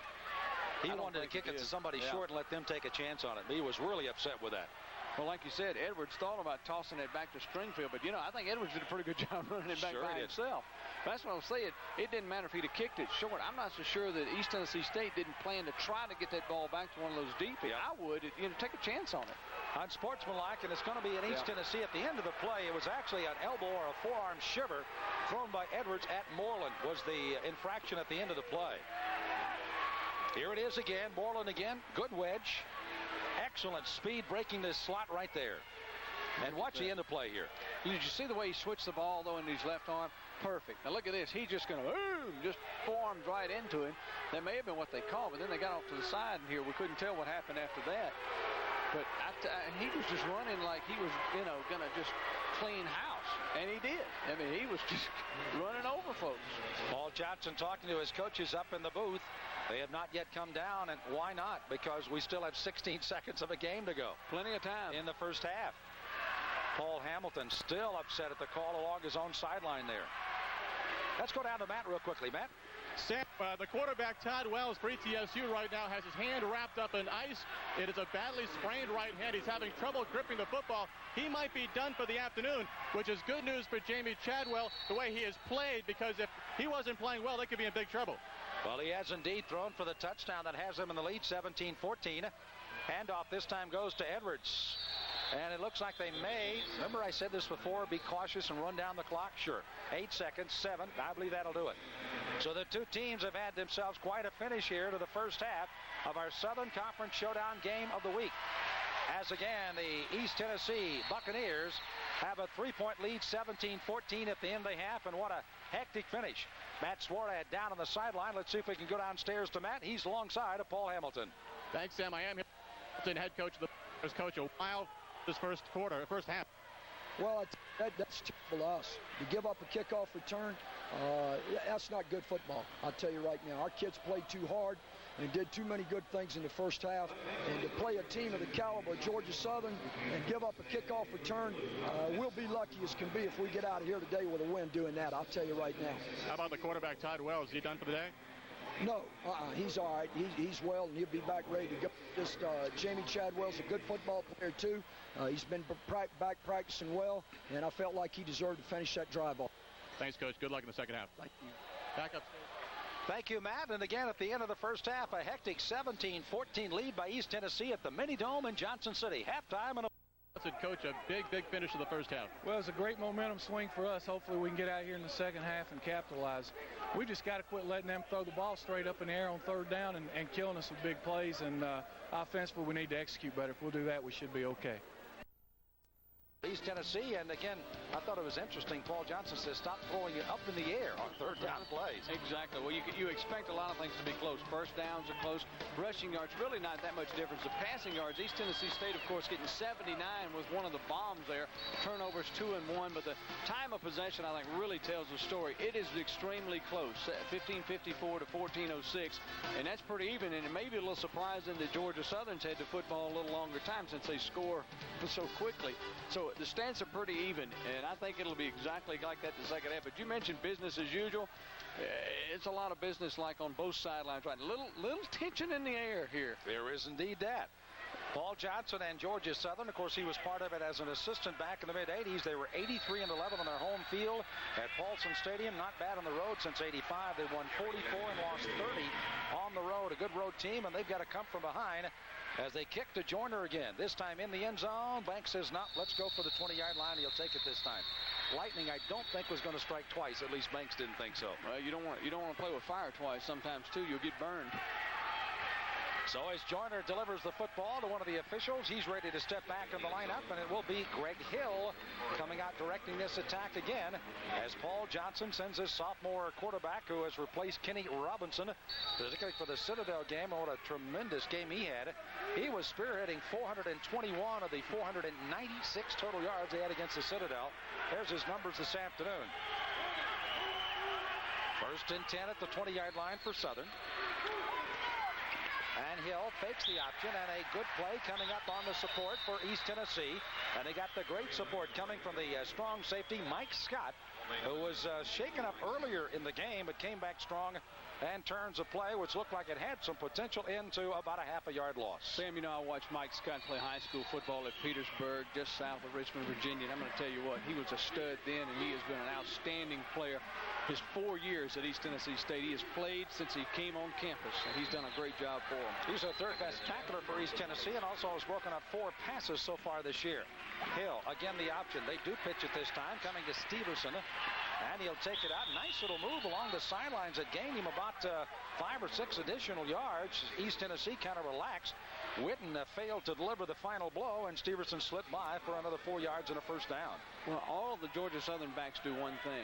They make the most out of every time they get the football. He could have gone down, as you're going to see here on the replay. Looked like he could have gone down, like you said, 4 or 5 yards earlier, but instead, he's just going to turn his body to the outside and almost lunge forward to pick up a few extra yards. See right there, he just goes lunges. Big play because he got the first down. Good fake by Hill that time to Russell. Kind of froze the linebackers, allowing that play to get outside. Hill again nailed. Guess what? It's the Mike Scott show as he comes up defensively again for East Tennessee. As again, they'll drop it to about the 32-yard line and a loss of roughly about 1.5 yards. Well, you know, he's got pretty good size. They say he's only 5'11", 206, but he plays a lot bigger than that. I mean, look at that. He just grabbed a hold of him and jerked him right down. And good play. Good athletic ability because he turned back and made the top. Well, the Buccaneer trying to get somebody to put on a skewer here, and he'd love to have his bird turn into an eagle that's running around here. The pitch at the last moment to Cunningham. And he'll take it out to about the 36-yard line. Benny Cunningham, Fitzgerald, Georgia, 5'11", 197. Does not normally figure as far as the stats are concerned, with Steverson running most of the time at the slot. Nonetheless, this youngster's taken his time and used it well, particularly in this game.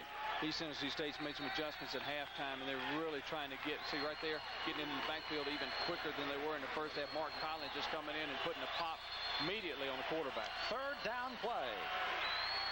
And 8. Hill batted in the air. It's intercepted. Hankerson's got it. Hankerson, his 3rd career interception, and he'll bring it back to the 27-yard line. He intercepted one last week and brought it back against Furman for a touchdown, and now, after a ball was tipped at the line of scrimmage, Hankerson comes down with it, and East Tennessee State's defense, #1 of the conference, rises to the occasion. Well, you know, I tell you what, Mario may decide that he wants to start running with the football some. Take a look at this. It's tipped up front, and then watch Hankerson. When he brings it down, he says, I got to get the ball in the left hand. Watch me switch it right here. I'm going to switch it in the left hand. I'm going to show everybody I'm a running back. And then here he turns into a running back, and watch him deliver the blow. He's going to deliver the flipper. He's used to being tackled. He's going to hit somebody the other way this time. Great play by Mario. Eason was the one that knocked it up in the air, and thus the interception and the 1st and 10 for East Tennessee, and Walker picks his way for about 6 or 7 yards. Ball was down as it fumbled. It is, and Georgia Southern comes up with a fumble recovery. Southern comes up with it, and it's the linebacker, Darryl Morrell, comes up with a fumble recovery after Walker was trying to gain some additional yardage at the end of it, and the ball came free. Well, so the turnovers equal out here. Yeah, we mentioned that they couldn't have any mistakes as far as penalties. Well, you can turn turnovers into that, too. The ball is stripped on the inside. Niger just strips it on the inside. The ball flies loose, and that's a big turn of emotion again for Georgia Southern. A huge letting of the air out of the tire for East Tennessee because they were knocking at the door to take another 10-point lead. Matt Winslet, the big center, over the ball. Ducking in behind him is Greg Hill, the quarterback. First down and 10. Joyner, who had the 100-yard kickoff return at the end of the half, goes in motion. He's looking for it. Joyner's got it. First down and more. He'll get about 3 or 4, make it 4 more out to the 39-yard line. Dangerous part as a player is down back upfield. The dangerous part of the receivers for Georgia Southern, and for that matter Eastern, is the fact that once you get the ball out to them, they are dangerous when they get in the open field. Shannon Shook, one of the wide receivers, is down and being looked at here by the training staff for Georgia Southern. Not sure exactly what happened to Shannon either. He looked like he was trying to get up, and it didn't, but he was holding his right arm and right shoulder to start with, but I'm not so sure it's not in one of his legs right now because he was grabbing one of his legs, too. He was blocking on the back side of that play as Hill was going the other way, and Shook is really shaken up here. They really take a good, long, hard look at him. Well, he was up on a knee, and then he was sitting up, and now they've laid him back down. And, a lot of times they'll lay him down just to try to help him breathe and, get the air going back in and relax him a little bit. Well, let's take a timeout as we hope to get Shook off the field here and, of course, back under control of himself. We'll be back with more. Again, 17-14, East Tennessee with the lead. Injury here by Shannon Shook, blocking on the backside of that play as Hill rolls back the other way. Anthony Reed is the man he's working against. It looks like nothing unusual there. Reed fell across him, but it didn't look like he did anything, but he walked off under his own power. That's the good news. So after Shook goes off and they replace him, the handoff goes to Russell. And on the first down and 10-yard play, he'll gain about 4 as Russell continues to add numbers to the total today. Last meeting between these two clubs, Brandon Walker with 170 yards and a touchdown, leading East Tennessee to the championship there. As far as the battle between those two, already 70 yards for Russell in the first half, and he adds to it. And that pushes him across the 3,000. It does. 3,000 yards, only the third player in the history of Georgia Southern to do so. The other two were quarterbacks. Hill, great option. Steps by by Scott. The ball is free. Hankerson knocked it free, and East Tennessee comes up with a fumble recovery. Oh my! And Reeves gets up off the bottom of it. Can you believe that? What a fruit basket turnover that was. Hill made a phenomenal play to get all the yardage. Hankerson hits him from behind. Reed comes up with it. My goodness, this is that old whirly bird option is what they call that thing. Just whirl around. And then Hill just tucks it, makes a great move. It gets by Robbins, and he's being chased by Reed from behind, and Hankerson and a bunch of them. Look at Mario knocks it loose, and there's Reed to get it.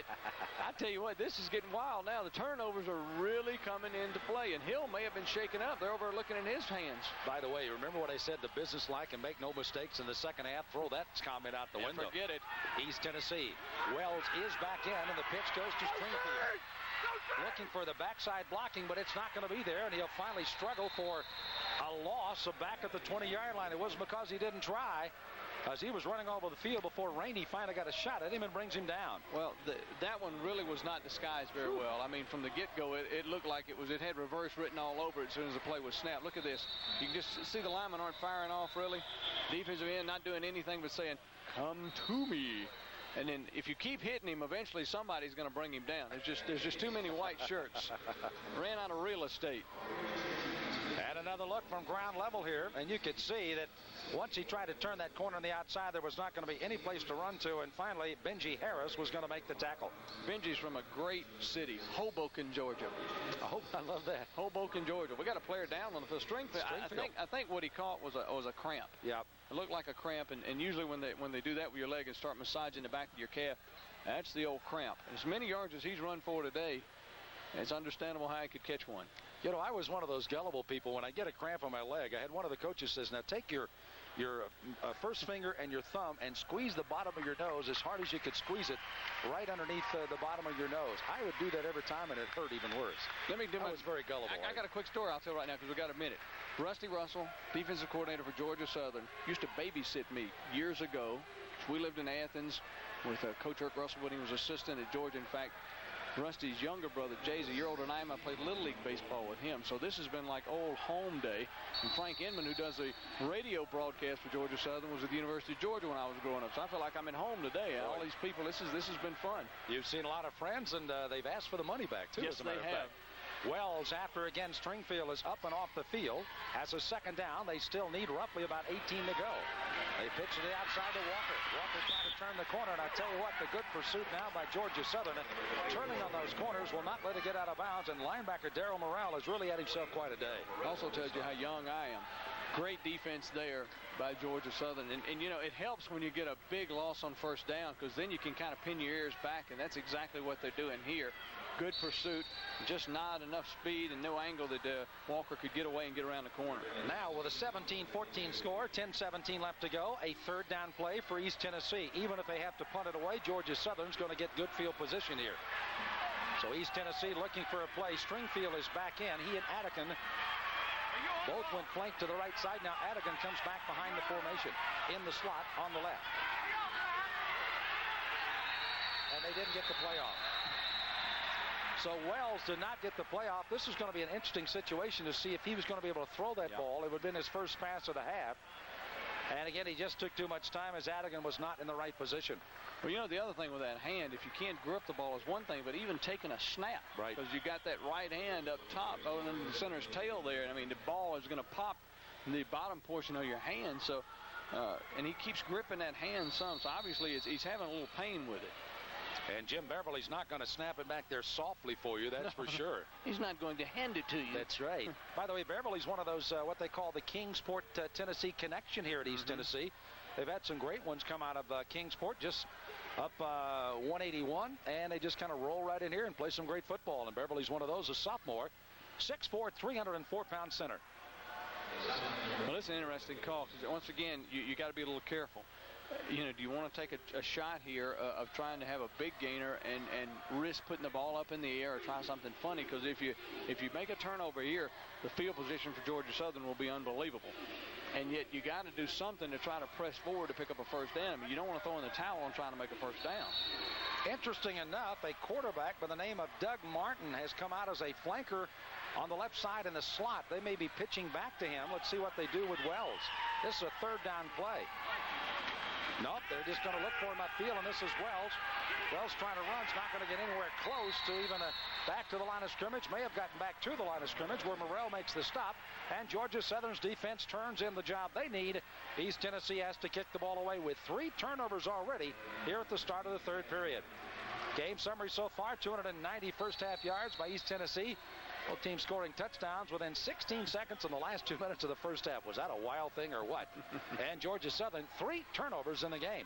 They're coming after this kick now. Hilton will have to kick it out of the shot of his own end zone. They were blocking for contain, and boy, he boomed to beauty. Tutt is back at his own 34. Tries to get upfield. He's got a lane. And it finally breaks down, but he gets it back to the 49-yard line. So a nice run back of about 15 yards by Tutt puts Georgia Southern, that I mentioned, field position, in excellent field position. You know, one other thing I think we ought to mention, that last play on third down, when they went to the 4 wide receivers, I think East Tennessee State was looking for something down the road that they may have to do. They wanted to see what Georgia Southern would do. Little hook and ladder type thing here. Well, a timeout's been called on the field. You see the score. We're in the third period. Yet, but he does have some cramps, and they've been working on him on the sideline, still trying to suck some juice down as well on the sideline as Georgia Southern takes over on their own 49 after the field position change, and Russell will get about 3 on the play. Coming up, Mike Scott. You sure Scott is playing a safety? He looks like another linebacker. Yeah, he has been everywhere today.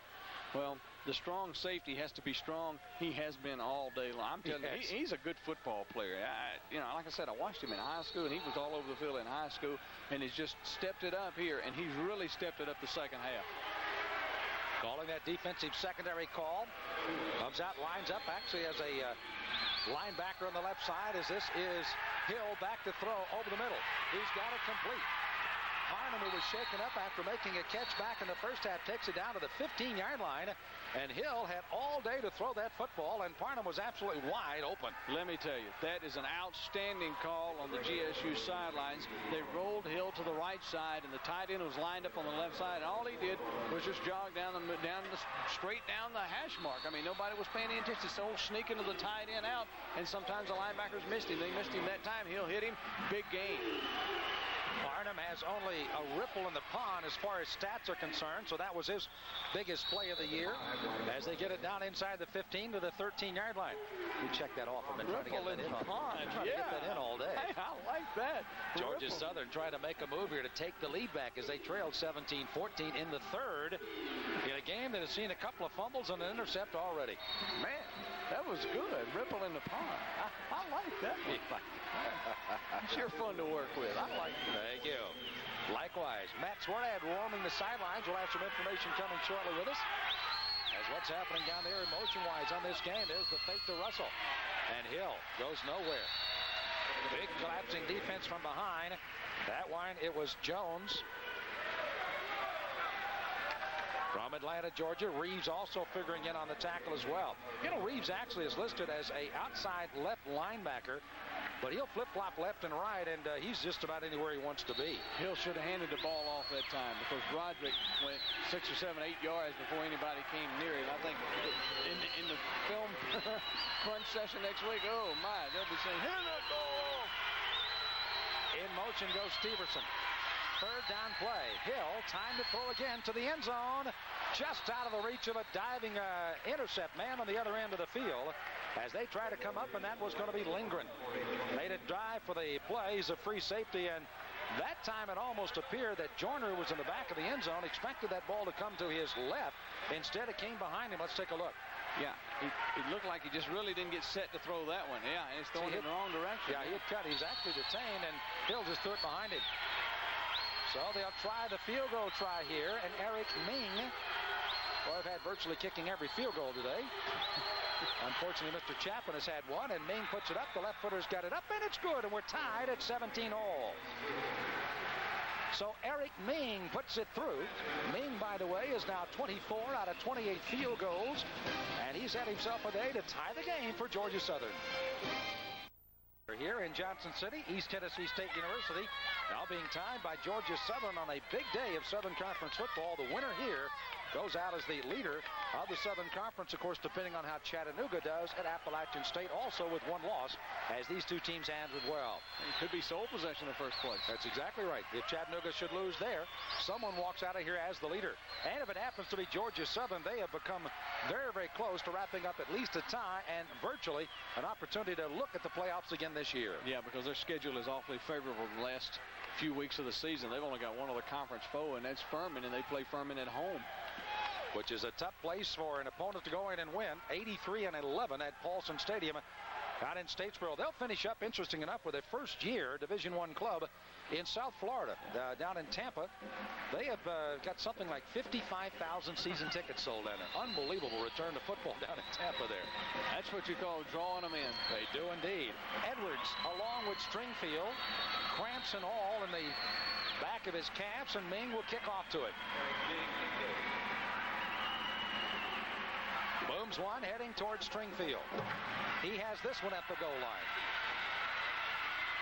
Gets a little crease, and we'll move it out to around the 17-yard line. And that's where East Tennessee will take over the football.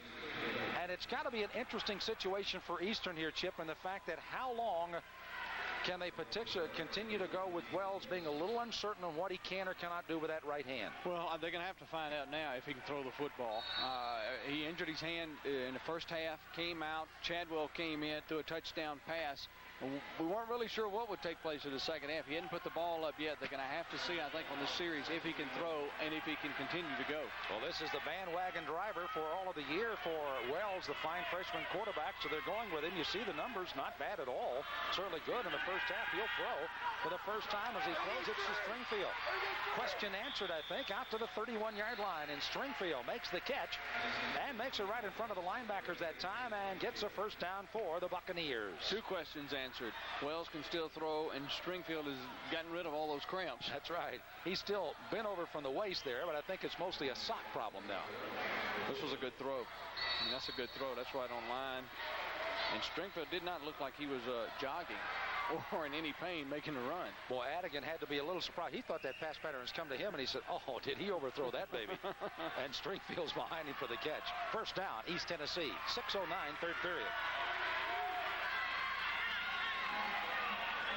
Wells, who has been all of everything here for East Tennessee, hands off Walker. Walker fumbled early in the period, and he slashes out for only a couple of yards. Boy, that interior defensive line, again, really doing the job here for Georgia Southern. Led in there again by Allen. He and Davis have kind of paroled that right side very well today. You know, Walker last year had 170 yards against Georgia Southern. He's got a long way to go to get that today. They have, as we mentioned at the top of the broadcast, they had to find some way to slow down a portion of the offense for East Tennessee. And they've done a pretty decent job against the rush. Of course, they're getting up some long passes, but that was imperative for Georgia Southern today. You know, Walker had 57 in the first half, but 39 came on one play. That's right. So they really pretty much kept him in bay. Of course, Edwards has had himself a big day, which is a nice commodity to have. Walker trying to slash for a few more yards. Brings it out beyond the 35. Falls forward to the 38-yard line.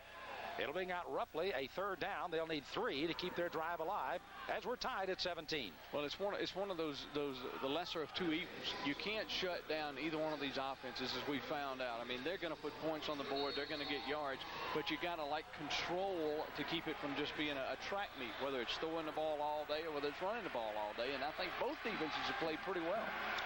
By the way, this East Tennessee, as you take a look at the numbers so far this year on passing, 215 a season average. They're already over that with 222. They also averaged 450, which if it would end right now would be a new school record for offensive efficiency for the year.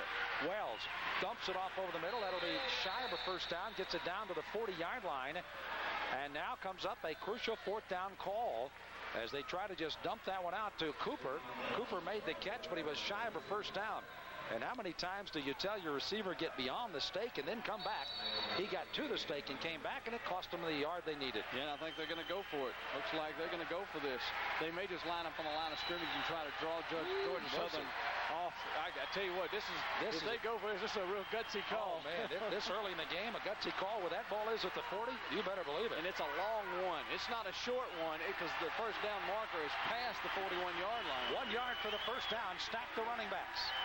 And they're trying to draw them off. Good call there, Chip. Try to draw them off, and now they'll bring on their kick team. And Georgia Southern was trying to stun a little bit and almost came off sides but held themselves up. Well, the other thing, and I tell you what, Todd Wells made an outstanding play as a quarterback. He saw the 25-second clock coming down to zeros, too. He didn't like what he saw out of Georgia Southern, but he saw the 25-second clock going down, too. He just whipped out the timeout. Now, the officials are doing something. I'm not so sure. Maybe the 25-second clock wasn't correct. Let's see. They're calling delay. They're going to call the delay. Now, you know, I don't know if that's if the same clocks. I think the clocks may have been messed up because the clock on the end that Wells was looking at, I thought I saw out of the corner of my eye still was down at 1 when he got the timeout. Maybe that's what it looked like. Anyway, they're going to wind up punting the football, which is probably the best bet anyway. David Helton will indeed kick it off, and now Mr. Buckner wants to come to the sideline and have a full discussion with the East Tennessee folks. And I believe you wanted to talk to someone up in the press box as well. They had a clock problem, and I think that's what the official's saying right now, because he's giving him signals about seconds. I think he's wanting to put 2 on the play clock. Maybe. Yeah, and a couple may have fallen off because the time clock, 25-second clock, had expired, and I think another couple of seconds did go off. Well, Ron Buckner is our referee today. The umpire's been Tom Bess. Linesmen are Johnny Crawford.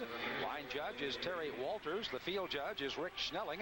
Side judge is Frank Gibson. And the back judge is Paul Bargo. And they put 20 seconds on the clock. Man, they loaded that clock up. But you know what? The officials are having so much fun, they're going to add some time. Why not? Let's just, they backed it back up to 3:42. They also had the play clock is back up to 25. But nonetheless, after all of the stepping around with a 5-yard penalty now, with that, of course, it is a 4th down play. So the march off against East Tennessee for the delay in the first. Helton, oh, look out. He's not going to get out of there. As he tried to make the fake and got himself into trouble, coming in on top of him again is Anthony Austin, defensive back out of Venice, Georgia. And he does not get that kick away, and a big defensive play here for Georgia Southern. Wow. That's a huge play. If you don't even let the punter get it off and you can tackle him, that's the greatest thing you can have happen. Because look at where it is. I mean, you know, if he can kick it away, you don't know where it's going to wind up. If he gets a foot on. But look at this, the rush. And I mean, they're coming from all over the place. They sent the kitchen sink. There was nowhere he could kick it. He made a good play not trying to kick it because he could have had it blocked and then they could have scored off of it. However, the other side of that coin, if he blocks it with that many people coming on, could have got a roughing the kicker. A lot of things going through his mind in a very short period of time. Russell down to the 10. As Georgia Southern suddenly started to take control of the game, their defense has turned back East Tennessee. And now Russell's running it down their throat for a first down at the 10-yard line. Make it the 11. Well, let's take a look at this again. Say, I don't know if he could have got it off, Sam. I really think it would have been blocked. Because look, there are 3 or 4 people around him. I think he made the right decision holding on to the football. Because what do? You know, the last thing you want to do is have it blocked. That's right. I mean, that's blocked return for a TD. That's right. Yeah. I mean, that's, you know, and I think he made a pretty good play. By the way, Furman returned a blocked punt and interception back for a touchdown against East Tennessee last week as Russell slashes for another couple of yards, gets it inside the 10 to around the 8-yard line. You see the time winding in the third period with a tie game at 17 all. Defensive front for East Tennessee has been jogging back in and forth.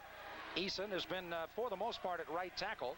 Jones, Charles, and Roller, along with Reed, have been on the left side for East Tennessee. You know, East Tennessee's really been a little fortunate. They've given up the kickoff return, and they've had a punt that they didn't get off, and it's still in a tie football game. Russell trying to untie it now as he goes to the 1, dives to about the 1-foot line. So it seems like just a matter of time before Georgia Southern takes the lead. As again, they led 7-0. Then, of course, found themselves down 10-7, came back and had a halftime score that they had cut down with a kickoff return of 100 yards back to 17-14, and now with a 17-17 score. Here it is again, and some good news in the ball game with Shook at the tight end spot. Remember, he got hurt earlier in the game here, and he's back on the field and blocking, so that's a good sign, and they're bringing the chains across. Scott and Hankerson, by the way, were the two leading that tackle a moment ago. They will stretch it for a first down before scoring here, and they're doing a knee. They're getting a kneer look at that. Man, when the head rests on his knees, that's right. Really checking it out. Would you send these glasses down to Mr. Buckner, please? And he indicates, remember the last little inch that they had one earlier? Yeah. It's about the same. Well, get down there and get your slide rule down there to measure that rascal. Boy, that's technical. I like that. That's good. They call it a game of inches, folks, and you have just seen the epitome of that right there. That might not even be an inch. That's it. Nonetheless, it's going to be a 3rd and goal to go. The ball is about the 2-foot line. East Tennessee tries to stack, and you can imagine that Georgia Southern with his 3rd down play. Do they go ahead and give it to Russell, or do you try to get fancy and sprint it outside? Russell. I don't think there's any question to you. Lunch pail Russell is going to go to work. That's right. Give it to the steamroller. Just hand it to him. Let him run behind those big old offensive linemen. Winslet, Williams, Chestnut, James, and Deal. Just hand it to him. Russell has already scored a TD today. He's got 9 for the year. Does he have number 10? No, it's going to be Hill. He fights for the goal line. Touchdown, Georgia Southern. Just like we said, we run a quarterback sneak with a guy that weighs 165 as opposed to giving it to the guy that weighs 214. Well, that's called a deception thing. Everybody in the building, including us, thinks it's going to Russell, and Hill says, no, it's not. He just takes it in, and he did on the last. It was the second effort that got him over the goal line right there. Well, yeah, it was close, but he got across. I mean, there's no question, but, man. But you know what? There's less places you got to hand the ball off. Sometimes the best. Just take the snap and go straight ahead. Paul Johnson again on the sideline with his club leading now 23-17, and Ming trying for the extra point. It is up, and he drills it. So 24-17 is our score now as Georgia Southern breaks out of a 17-17 tie with 2:21 left to go in the 3rd period. There seems to be a little bit of a lift in the step now of Paul Johnson, but not a lack of intensity. Look at that face as he really talks to this kickoff return team. Well, it's 10 unanswered points, and right now East Tennessee State's got to answer, just like they did in the first half after Georgia Southern put the points on the board. East Tennessee State came back. They got to do the same thing. I mean, you're at home. You got the home crowd. You got to get into the zone now. You got to make something happen. You need to retake the lead. You don't need to tie. You need to retake the lead. So Georgia Southern, as you made mention, of course, coming up with the 10 unanswered points. When you add, of course, that long kickoff return at the end of the half, they've really had control. Yep. As Hill sneaks it home for the go-ahead touchdown again. Well, it's Edwards and Stringfield after that scoring drive by Georgia Southern puts them in for the go-ahead score. Well, you like those 21-yard drives. That makes it a lot easier. Has this been a weird 3rd period with 3 consecutive turnovers? Bang, bang, bang. A near block punt that they had to eat. And then, of course, it turns into a touchdown by Georgia Southern. But now, keep in mind, the #1 offense in the league is just about to get their hands on the football again. But with an ailing quarterback with a bad wrist. Does Chadwell get a call, or they come back with Wells? Big question to be answered. Ming kicks to Stringfield again at the goal line. Behind the wedge. Breaks it through, gets it out to about the 23. And that's where, again, the linebacker on the left-hand side, Morrell, comes up and says, door's shut, slams it right in his face. Well, he's made some big, big stops today. In the immortal words of Vin Scully, and so the story unfolds. Yes. That's about what it's turning into now. It is unfolding before our very eyes, ladies and gentlemen. It's really been a great football game, and these are two teams that have mutual respect for each other. You probably haven't been able to watch everything on the tube today, but these kids are hitting each other, helping each other up, patting each other on the back. You know, I like to see that because they're having a good time playing and they're enjoying playing with each other. So as now we stack the running backs. Back it goes. Wells is in. Strings it out here to Adigan. Adigan at the 30. He fights his way up to the 37-yard line, and maybe that'll be what East Tennessee's got to do the rest of the afternoon as they battle for some yardage. You know, Chip, this is a great time for this game to step up as we get ready to take a look at this drive, and another great throw here by Wells out to Adigan. Well, that's a good. Oh, Adigan made a nice play, made a nice grab. But you know, once again, we talked about how they're helping each other up. As soon as they go down, they're picking each other up. It's mutual respect. Mutual respect. So a first down by East Tennessee.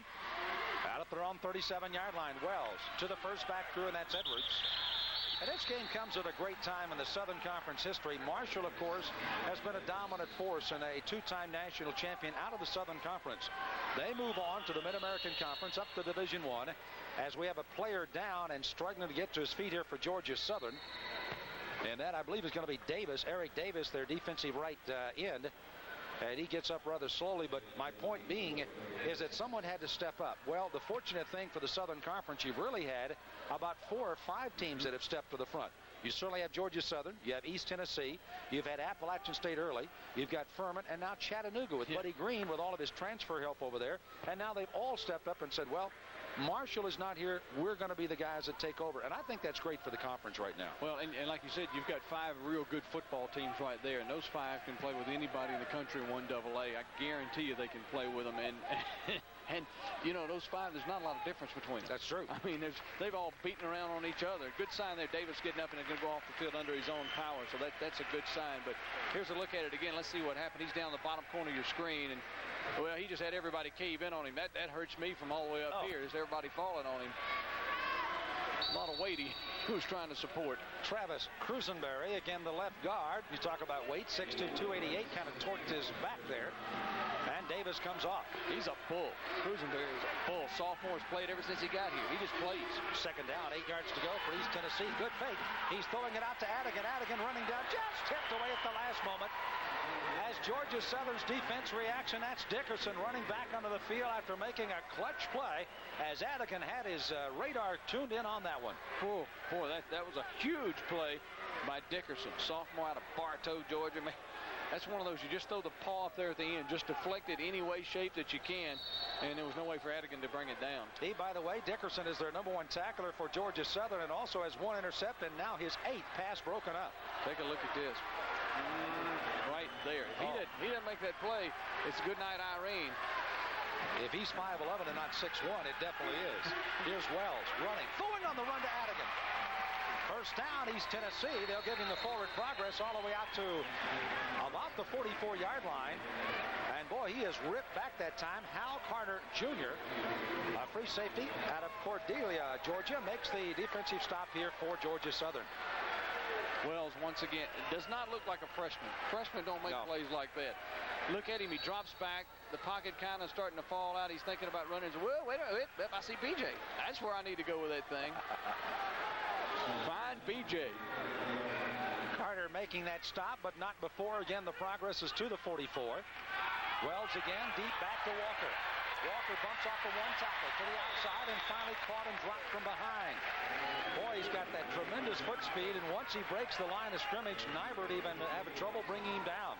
Well, the pass has just set up the run. We mentioned that they kind of shut down Walker today. Walker not having his usual game of running up and down the field. He's having a pretty good game. I don't want to make it sound like he's not having a good game, but the throwing has opened it up. Look at the hole here. Nice opening, good block in front by Edwards, and then he makes a nice run, hangs onto the football, That's right. Before he comes down. Looking at the numbers here in the fourth quarter, the Buccaneers average a dozen points in the fourth period if they get that far, and a chance to win as Edwards gets the call. You know, I thought an interesting stat also for East Tennessee State University is they've been demons once they get it to the red zone inside the 20. They've scored 26 of the 30 times they've been in the red zone, but you go back, and 12 of their touchdowns have come outside the red zone, and 5 have come from 50 yards or more, including, of course, adding one today with 79-yarders. So they're pretty much of a red zone scoring demon and a team that can put puts on the board as the clock winds down to end the third period. Well, East Tennessee on the move. They're down to Georgia Southern 24-17. Southern Conference showdown at Johnson City continues after we pause for this message on Fox Sports South. Before this drive started, even with the success of Georgia Southern's defense, the Buccaneers felt like there was a lot of time left in this game, and they know they have a big play offense. And if Todd Wells had any questions whether he could drive this team down the field, they've been answered. He's doing very well, and the Buccaneers feel like they're a very strong fourth quarter club. They average 14 points a game in the fourth quarter. Back upstairs. Thank you. They try to air it out for a long one, and Wells is down again. He was decked hard by Allen. Wells struggling to get to his feet with the help of one of his linemen there. And up he comes all right, and he's on his feet. By the way, Matt Swerad, who is on the sideline with us, is the host for the Southern Conference Report. And this week in the Southern Conference, heard on 73 great radio stations around all of the Southeast, as hosted and produced by the Southern Conference and Host Communications. Look at this again, and Wells really, I think, just threw this to where he thought if our guys got a chance, if Stringfield's got a chance to catch it, great. If not, I don't want anybody else to catch this because we got a chance to get 3 points out of this. And Gentry Field just got a little longer right there. Here is Wells rolling to his right. Dumps it off to Walker. Walker at the 25, dives to the 18-yard line. Linebacker Morrell got out there, but too late. Brady knocked him off his feet, and it's another first down for East Tennessee. You know, Chip, we talked at the start of the show that we were going to see a lot of offense. These two teams, they're dynamite right now. Well, that's a great call. They just flooded the zone on the side. That's a tailback who's on the sprint out. You got 3, 4, 5 people on this side of the field. Take a look at this. Everybody in the world's out this way. He's wide open. Passes on the money. He can catch the football, knows what to do when he catches it. East Tennessee with a first down. And again, resistance on the right side. Edwards runs headlong. That time coming into Larry Rogers out of Tampa, Florida. Coming in, playing one of the down line spots. Actually, filling in at middle linebacker, replacing Nyberts. Nyberts might have been in and out of the lineup. He's been nicked up all year long. And he'll play. Then they'll move, again, Rogers in there with him as they'll line up with a fourth linebacker in there. They're moving people all over the place. There are a lot of folks playing in this game for both teams. And that says something about the team's depth. I mean, they have got depth on both sides, and they're playing everybody. Rogers is actually replacing Basil Mack, that is, who replaced Tanner, their injured linebacker. A confusion in the backfield. Walker's going to try to make something out of it, and he does for a yard as he and Wells got going in the same direction. And unfortunately, that was not the intent of the play. Well, the pass has opened up a lot more of the run here on this drive. This has been a long and impressive drive by East Tennessee State, and it's an important drive by East Tennessee State.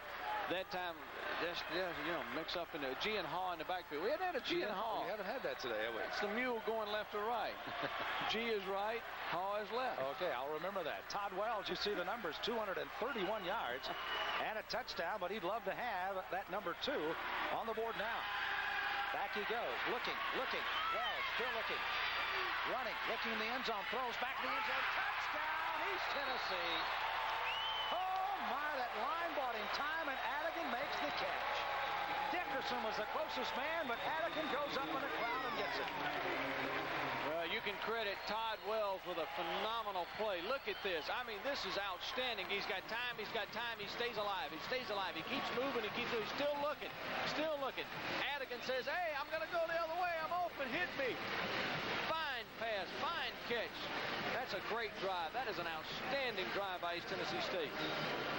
Well, remember I said he wanted to add a touchdown throw to it? Well, he just did. As the point after is good, but there's a flag down on the snap of the football. We'll see if they're going to make any determination on the play or let the point after stand, as we would be tied to the point after stands on the board. East Tennessee has the point up. Will they dare take the point off? No, they won't. They'll tie it. White team, that penalty is declined. Points are good. So it's tied at 24-all. Paul Hamilton at East Tennessee State University, trying for a quest to their first Southern Conference title, comes back to tie Georgia Southern. Game this afternoon. We made mention in the second half the business-like approach by both teams. Boom, 3 turnovers in a row. Georgia Southern goes up 24-17, and East Tennessee has come back in the fourth to tie the game. You can tell that Paul Hamilton has some great camaraderie going with his fine coaching staff down below us here at Johnson City. Well, he's an emotional guy. I mean, he gets into it, and you got to like that. A tie football game 13 minutes ago. We may have playoff sudden death out of this. Why not? Chapman with a kick. Going to go to Joyner. Joyner's already had a 100-yard return this game for Georgia Southern. Not going to be 100 here, but he'll rip off about 25, 26 yards on that one and brings it out to around the 27-yard line. Well, the drive by East Tennessee State was a championship drive. It's the kind of drive that a team has to make to show what they're made of, and they did a great drive. 11 plays, 76 yards, 3:48 off the clock, 16-yard strike from Wells to Adigan. And look at it, 24-24. It's just like starting all over again now. Denario Smalls made that last tackle from Moncks Corner, South Carolina, for East Tennessee, and Georgia Southern takes over the football with a tie game. And he pitches to Russell. Look out, Russell's in trouble, and down he goes. A loss in the play of about 4. And back there's again is Anthony Reeves. Anthony's been all over the field. Back there helping him out. Several people dropping back into that coverage and doing the job here. Scoring play, you made mention 11 plays. 3 minutes and 48 seconds on the clock. Adigan 15 for the reception. Yeah, Quattro Jones in on that stop too. Hadn't called his number a lot today, but he's taking a lot of double teams. He moves into that nose guard position, and he gets hammered by the guards and the centers, and he's just in there beating the heads with everybody. He's having fun. Reeves, Charles, Jones, and Eason on the front line. They'll line the linebackers up there as well as back goes Hill, throwing near sideline to Joyner. Joyner slips away from Scott. Held him up just long enough to get some help from the backside, and Gordon, number 18, finally finished him off for East Tennessee. And now a player is down.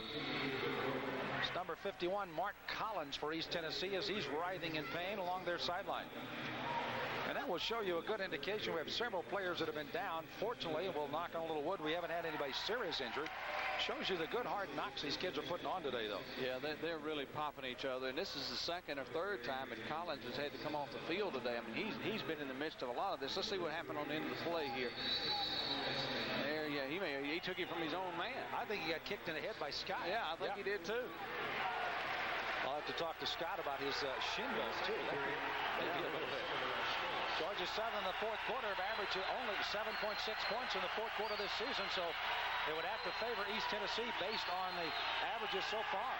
Tied at 24. Hill rolling, throwing, and it's incomplete. Joyner couldn't hang on.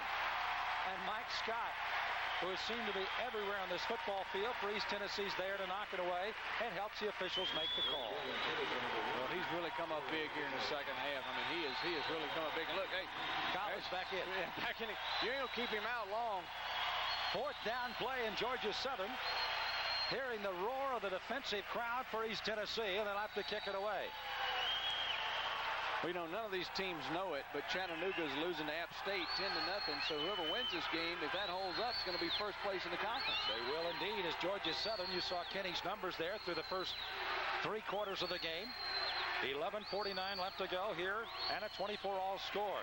Low snap, but he barrels one out of there, and a good kick back to Stringfield. Stringfield looking for a block on the sideline, steps between a couple of tacklers and gets it out to the 29. East Tennessee, though, has their hands back on the football after their defense holds Georgia Southern. And we'll see if the Buccaneers can go hunting for some Eagle scalp once again as we continue with further play in the fourth. See Georgia Southern. I'm Sam Smith along with Chip Tarkington and Matt Swarad. Glad you could join us at the Mini Dome in Johnson City. We promised you a Southern Conference shootout, and tied at 24 it is. Interesting note as you take a look at both Paul Johnson here and on the other side Paul Hamilton of East Tennessee is how the line of scrimmage will be controlled by one side or the other. After this play, we'll talk a little more as Wells throws. He's got Adigan at midfield. The line of scrimmage is holding up well for Wells to give him some throw time. Wells looks well. He does indeed. An arm and a hand does not seem to be any ill effects. Maybe he will suffer tonight, but nonetheless, he's staying in guttingly right now. Well, this one's on the money again, and this is that long out again. We talk about how tough a pass this is to throw, but that's right on the 1 and the 0 of B.J. Adigan. 285-pound average, 6'3" on that front line for East Tennessee offensively, 6'1", 245. Georgia Southern gives up 40 pounds per man, and late in the game, that could be a telltale sign. See the numbers on Wells. Handoff, Edwards, make that Walker. And Walker slides to the outside, and into Georgia Southern territory he goes. Well, there's no question here the last 5, 6, 8 minutes of the second half here that the offensive line for East Tennessee State has begun to assert itself, because Walker's getting more active now. Edwards is getting more active, and they're able to pick up a lot more yardage on the ground here in this part than they did in the first half. That's a nice call there. Good play. You know, you like when you pick up 5, 6, 7 yards on that first down clip. That makes it a lot easier to pick it up for the next 2 downs. You know, Wells at one time was leading the nation in passing efficiency. He leads the Southern Conference now in total offense, averaging 244.9 yards per game on total offense. And he's putting some big numbers on again today. They'll try to test that middle of Georgia Southern. They'll gain only a couple of yards again. Brings up a 3rd down.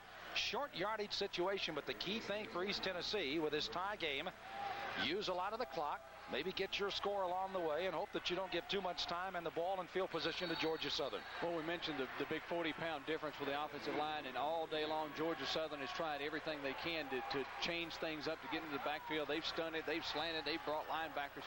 That's the way they've tried to offset that big offensive line. But now the big offensive line is beginning to move them out of the way enough to where the stunts are just not working as well. Well, middle linebacker Chad Nyberg just disrupted that play greatly for Georgia Southern defensively in the middle.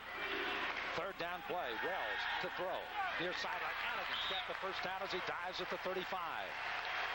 Well, the one thing you really got to like that East Tennessee State has done is they've gotten Stringfield more into the offense today, but now it's late in the football game, and where they throw in the football to the guy who's their all-time leader.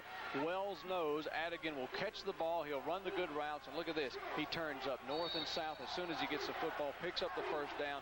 He is a solid football player. I mean, he is really a solid football player. Stringfield has his socks already down. You see the total yards here today with 309.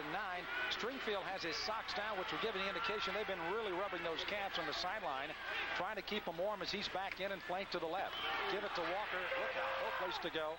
Interior line, Derek Reeves, number 89, just completely swarmed that one under for Georgia Southern.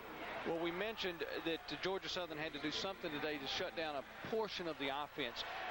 East Tennessee State's averaging 235, almost 236 yards a game. They've only got 98. That's a big difference for them, but they have been able to throw the football.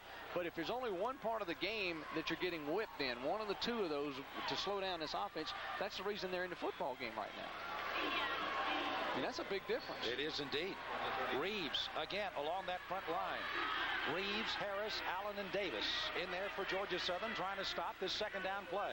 Wells throwing long. He's got Adigan in the open. Touchdown, East Tennessee State.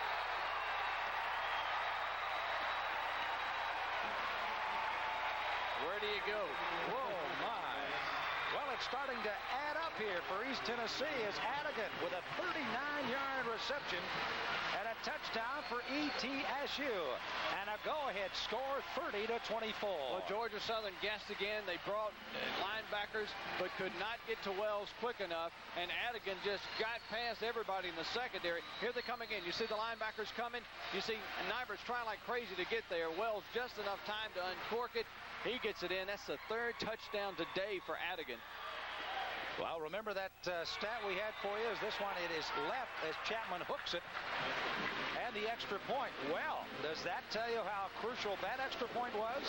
It's now 30-24 on the missed extra point as East Tennessee's lead is holding at only 6. We're back after this time. Combination 1, it's Wells to Adigan's been working today. Well, forget about Wells' hand tomorrow. I worry about his shoulder. That's right. He's been whooping them all day long, and he just uncorked another one. That, 49 yards there. He's just rearing back and heaving it. That's from where he was throwing the football, and he just threw it, just throw it up. Let BJ go get it. So his rotator cuff may have a little problem. Man. The missed extra point by Chapman, though, looms big in this game with a 30-24. By the way, Georgia Southern, they came into the game with 272 points, averaging 34 a game.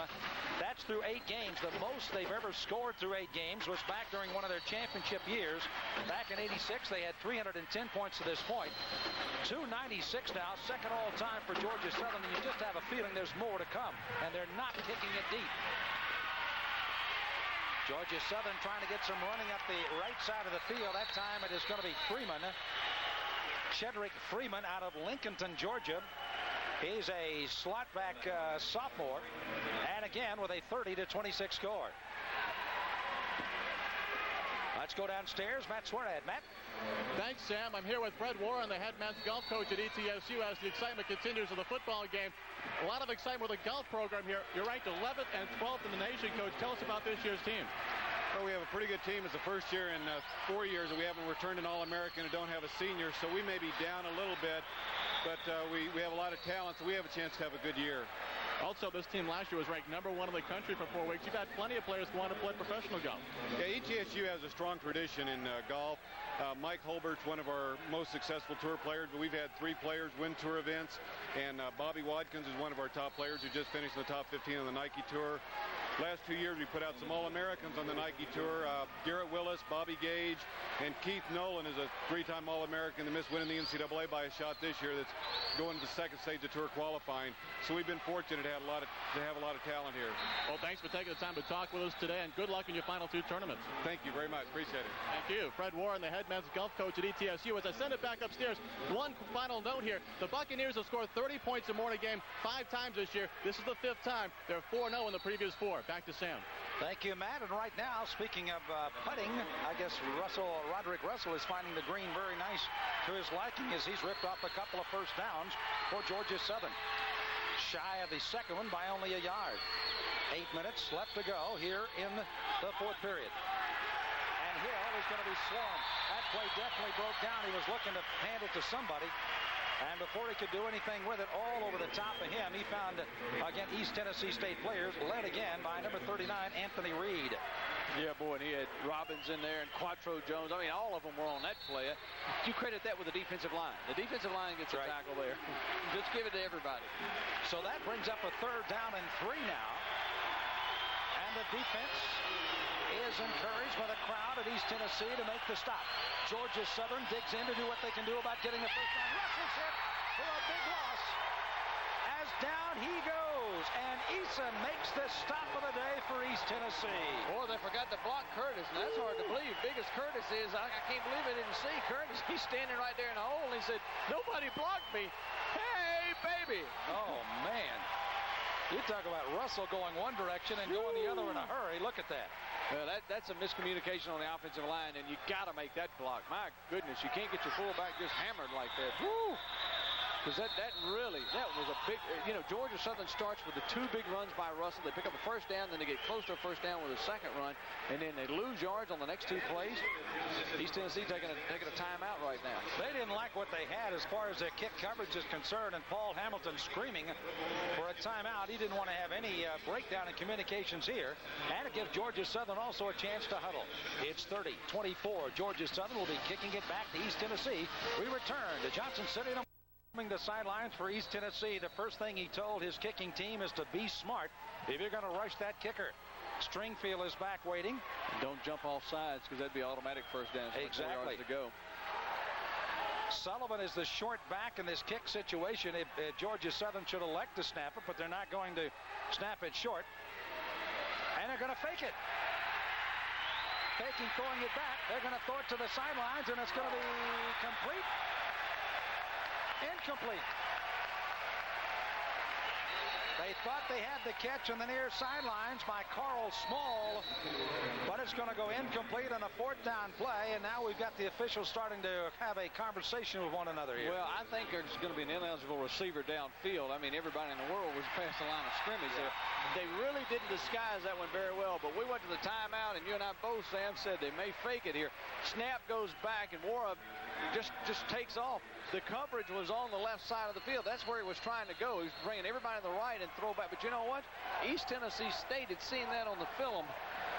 There wasn't any way they were going to throw. He was trying to go either way. He had 2 people out on the left side. East Tennessee State kept people at home. That play went right out the window. Now your defense has really got to make a big play, because if you give up any points, you're in some deep, deep, deep trouble. So the 200th game since football has returned to Georgia Southern, now going and starting to ebb the other way to East Tennessee State University, who's never won a conference title. And Edwards gets the call for a gain of about 2.5 yards, getting it from Wells. I tell you what, one of the guys that would have to get part of the game ball has got to be Chapman, the quarterback that came in at the end of the half and at least got them the score that gave them up to the 17 before finally they got the long run back by Georgia Southern. But that was a crucial situation to come in, and he fielded it very, very well. He threw a big pass on third down to a long pass out to Stringfield over on the sidelines. I mean, a 25, 30-yard out that was on the money, and then he threw the touchdown pass. You're right. Piece of the ball. Hey, they might have to give him the strings. They might have to divide that up as they split the running backs now. Edwards and Walker, that's scary. And they fake it. Wells throwing out here to Walker, and Walker got turned around and never could get himself in position to hang on to the football as it was going to be knocked away. As again, Sam Baker, athletic director of Georgia Southern. Remember at the halftime he said he was not going to be able to sit down? He hadn't. He has walked around this arena. He's checked every seat out. Hey, look where he is now. I have to admit, that is not a real good seat up there. This is the Bob Uecker syndrome. Hey, on the front row. Sam's going to have nervous. He's going to have a heart attack before he gets out of here. On the sideline, Paul Hamilton. His first head coaching job, as is that on the other side of Paul Johnson. And what a first meeting between these two clubs it has been. Wells back to throw. Fakes once. Downfield he goes. Just gets hammered as he lets it go. It's up for grabs. Knocked away, incomplete. That time, our all-name teamer back there playing deep center field for Georgia Southern again. And again, that would be Earth Wind Moreland, also back there as well. The man that's been back in a lot of plays, Dickerson, number 21. Well, the second down play was interesting. We're going to take a look at the third down play again, but I want to go back and talk about the second down play because they tried something totally different. They tried a real fake into the line of scrimmage before Wells went back trying to throw the pass. By doing that, they allowed the defense time to get into the backfield and messed up the entire play. That was a completely different play than they've run all day long. They hadn't run that play all day and then allowed the defense time to react, and they did. And, of course, East Tennessee going for the long ball on the third down rather than trying to get the short to keep the drive alive. Will now kick it away, or will they? They will. Hilton will send this one almost to the roof. If he's got some coverage, that could be close, and it bounces into the end zone. Well, he had a couple of guys that were sprinting down to try to cover that one. Cullen Kane, number 25, was down there as quick as he could out of Morrill, Georgia, but it bounced a yard into the end zone. Well, you know, they say nobody's hit the roof here punting, but I'm going to tell you what, Helton came awfully close there. That was nice. Man, if he just got that ball a little bit higher up. Yeah, it would have brought rain, as a matter of fact. It was eye level with us, and believe me, folks, we're about as high as you can get here. And the elevator service is not real good here. It doesn't exist, as a matter of fact. Here it is, Georgia Southern now with a 1st and 10 to go, 5:44 to play. A missed extra point by East Tennessee. Does it come back to haunt him? Joyner turns the corner. He'll gain only 2. East Tennessee's defense really stringing that pitch out. Hankerson, the linebacker, and the aforementioned many time Mike Scott out on the coverage. Well, they're stringing out the option, and they're almost telling Georgia Southern, if you're going to beat us, you're going to have to come straight at us. You're not going to be able to do this outside stuff anymore. Well, you saw where Sam Baker was watching the game. This is us, way up here on top of the press box. I might add that the pizza and the sodas and everything have been very nice, but that's our vantage point here. And we could flag planes up here. It's a second down, 8 yards to go for Georgia Southern. Encroachment by East Tennessee, and they're going to throw the flags, and that'll be an easy 5-yard step off in favor of Georgia Southern. Or was he drawn off? Well, of course, if you're Craig Charles, the young man that jumped, you're going to say that Georgia Southern was doing something, whatever it was.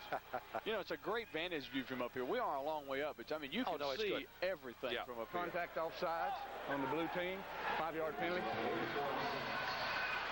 Well, Craig tried to make it work, but it didn't work. Craig was saying that I know that guard or that tackle moved. There is top left of your screen. And somebody had to move. I didn't. That's I right. didn't move. By the way, thanks to Tom McClellan, the sports information director at Georgia Southern, and Annabelle Vaughn, the sports information director for East Tennessee, the athletic staffs, and of course their coaching staff on both sides for their help. They line up with triple receivers on the near left side, but it's going to be Hill with a fake, and he tried to draw a lot of people out and try to turn it into that slot. But it's going to gain very short yardage here off of a not for the first down. They moved it out to the 30, but they put him down at the 29, so it's not enough. Well, Georgia Southern throws many looks at you. That time, it's the old stack. it was like a triple stack out wide with the 3 receivers. They were trying to make a lot of people run out this side, and then Hill was going to try to slip one by everybody. 3rd down is short. You got to have this, keep the drive alive. East Tennessee had played that with 1 man. Gordon was out there in all 3. They hand it off. This is Russell. He's got enough for the first down easily out over to the 36-yard line. Well, the bread and butter for Georgia Southern now. Still 5 minutes left to go in the game. They themselves an outstanding offensive club, averaging 425 yards for the year, and of course 286 on the ground, and they have that triple stack to the left side of the quarterback Hill again. They bring Steverson in motion out of that stack. The lone running back is Russell. Hill is back to throw. Wide open is Steverson. He'll step away from 1 tackler and finally is going to be knocked down, as that time Witten had played too far off of Steverson, and finally a big catch and run, and Georgia Southern is running their hurry-up offense. And they're doing it so that East Tennessee can't change anybody on the field, can't get them on and off, and they're going to run this crazy formation. This formation has worked in a lot of instances, and it works great late in a football game because you can do a lot of different things. Look at the defense that East Tennessee's in. They got 3 men out here, and they're not sure who's going where. Now, where you see it, you saw that 1 man coming in motion. That is Joyner. There's 2 others stacked on the far left side as Hill is back to throw to Joyner. Same play, same results, not quite as long as Witten this time makes the tackle after a gain of about 8. You know, Alcorn State ran this offense for years, and it's one of these crazy offenses. It's very difficult to defense because if you got 3 people out here, you can almost just run a screen pass out here, because if you hit the deep man, he's got 2 folks in front of him, and they may run this in a minute. You got a linebacker way inside. My gracious, you can run from now to the end of time. Russell trying to get the first down, and he may have enough. You saw the Georgia Southern engineering a 70-yard drive, taking a little over 5 minutes back in the first half of the game that gave him a 7-0 lead. And now trying to nurse that clock with 3:53 to go and get a score and a chance to take the lead on an extra point. Well, this is a great job of coaching here. I mean, this is outstanding to pull. It's pulling everything out of the bag. Everything. I hope we get a wide enough shot to where you can see the trips down here and you can see the defense. Hopefully we'll be able to get that the next time we run, next play. Coming in motion now is Cunningham, number 36. Hill rolls out of there. He's being pursued. Throws. It's going to be underneath to Cunningham. And I tell you what, they just kind of said, okay, this is the play. Stop it. They brought Steverson, Joyner, and now Cunningham out of that triple stack on the left side, split them down the line of scrimmage, turn them upfield, and hit them. And what they're doing is Hill is just lining back up behind the center. That time he was able to go to the coaches. But they're just holding up 1, 2, 3, 4, 5, 6, and all he's doing is yelling the number. They've got like a series of plays off this one set. Here they come again with a man in motion. That's Cunningham. Long count is Hill. Hands it off. Russell's going to gain only about a yard as he got it to the 20, and that'll bring a 3rd down and about 2.5 yards needed. Well, East Tennessee State's going to try to make a substitution because they're going to bring in another defensive back at this point and thinking, well, you know, who knows what they're going to do. They're going to bring Cullen Crane into the football game, and they're going to bring out Russ Lindgren. And they huddle up. Georgia Southern's going to huddle up this time. 3rd and short. 3 minutes and 9 seconds left to go. Maybe a little intenseness in the crowd and most of the areas here. Scott trying to get the noise up as Hill rolls for Georgia Southern. Throws to the sideline. Joyner's got it for the first down on the 3rd down play. Mike Scott was in hot pursuit of Hill. Got him late. Scott gets up limping, but another big catch by Joyner. And that's a gutsy call on 3rd and short when you got the bus. Big Roderick Russell, you can run straight ahead to roll out your quarterback to the left side. Your right-handed quarterback to the left side, and to throw a nice pass out there. Good haul in by Corey Joyner. Are we not seeing a great football game? This is indeed very good. 30-24, and again, a timeout is going to be signaled here by East Tennessee. They didn't like what they had on their set. And again, they've been hurried up so much, they actually got a chance to set themselves that time and still didn't like what they saw. Well, they need a blow right now. There's no question. They need a minute or two. I tell you what's great. Quattro Jones, 48. He and one of the offensive linemen for Georgia Southern sitting there shaking hands now in the middle of the game. I mean, they're just, you know, this is a war between these folks, but they're having a great time. You're seeing great coaching. You're seeing great plays. Man, these teams are playing good. Having a good time on Fox Sports South, and there's more to come immediately following our game coming up at 3:30. Just a matter of moments from now, we'll be joining, after our game is over, Southern Mississippi at Cincinnati in Conference USA play. That'll be immediately following our telecast here from Johnson City at Fox Sports South. By the way, later up on Fox Sports South, we'll continue. And, of course, I know you'll be enjoying the Military Classic of the South with the Citadel against VMI. That'll be coming up on the 15th of November. And then we'll finish it out on many of the stations, and certainly Sports South, not one of our games, though. Well, Chattanooga will go up against Furman, and that could go a long way to determine if one of those two gets into the playoffs as a third team, possibly. It definitely could. And as we mentioned to you a little while ago, is that they were getting beat, Chattanooga was, by Appalachian State. 9 minutes to go in the third quarter, 10-0. And we'll say this again, these two teams don't know it, but whoever wins this football game is going to be leading the conference if that holds up. Well, Georgia Southern is just a matter of about 11 yards away from at least tying the game at 24 and an extra point to possibly push them in the lead. And with less than 3 minutes to go. And they're messing up again. They've had the ball over 3 minutes. That's right. Hill rolls and has protection all day to throw. Now he's going to run with it and runs into a stone wall. He is hammered down. That is Eason again, I believe, who nails him, number 79. Well, he didn't see that Parham came open. The tight end, they'd run this play a couple of times when he went out to the right side. The tight end was on the left side, went straight up the hash. He was open early, but Hill just did not see him. But I can assure you, Parham will come back and say, I was open. Hit me next time. Second down after a loss of 2 on the play.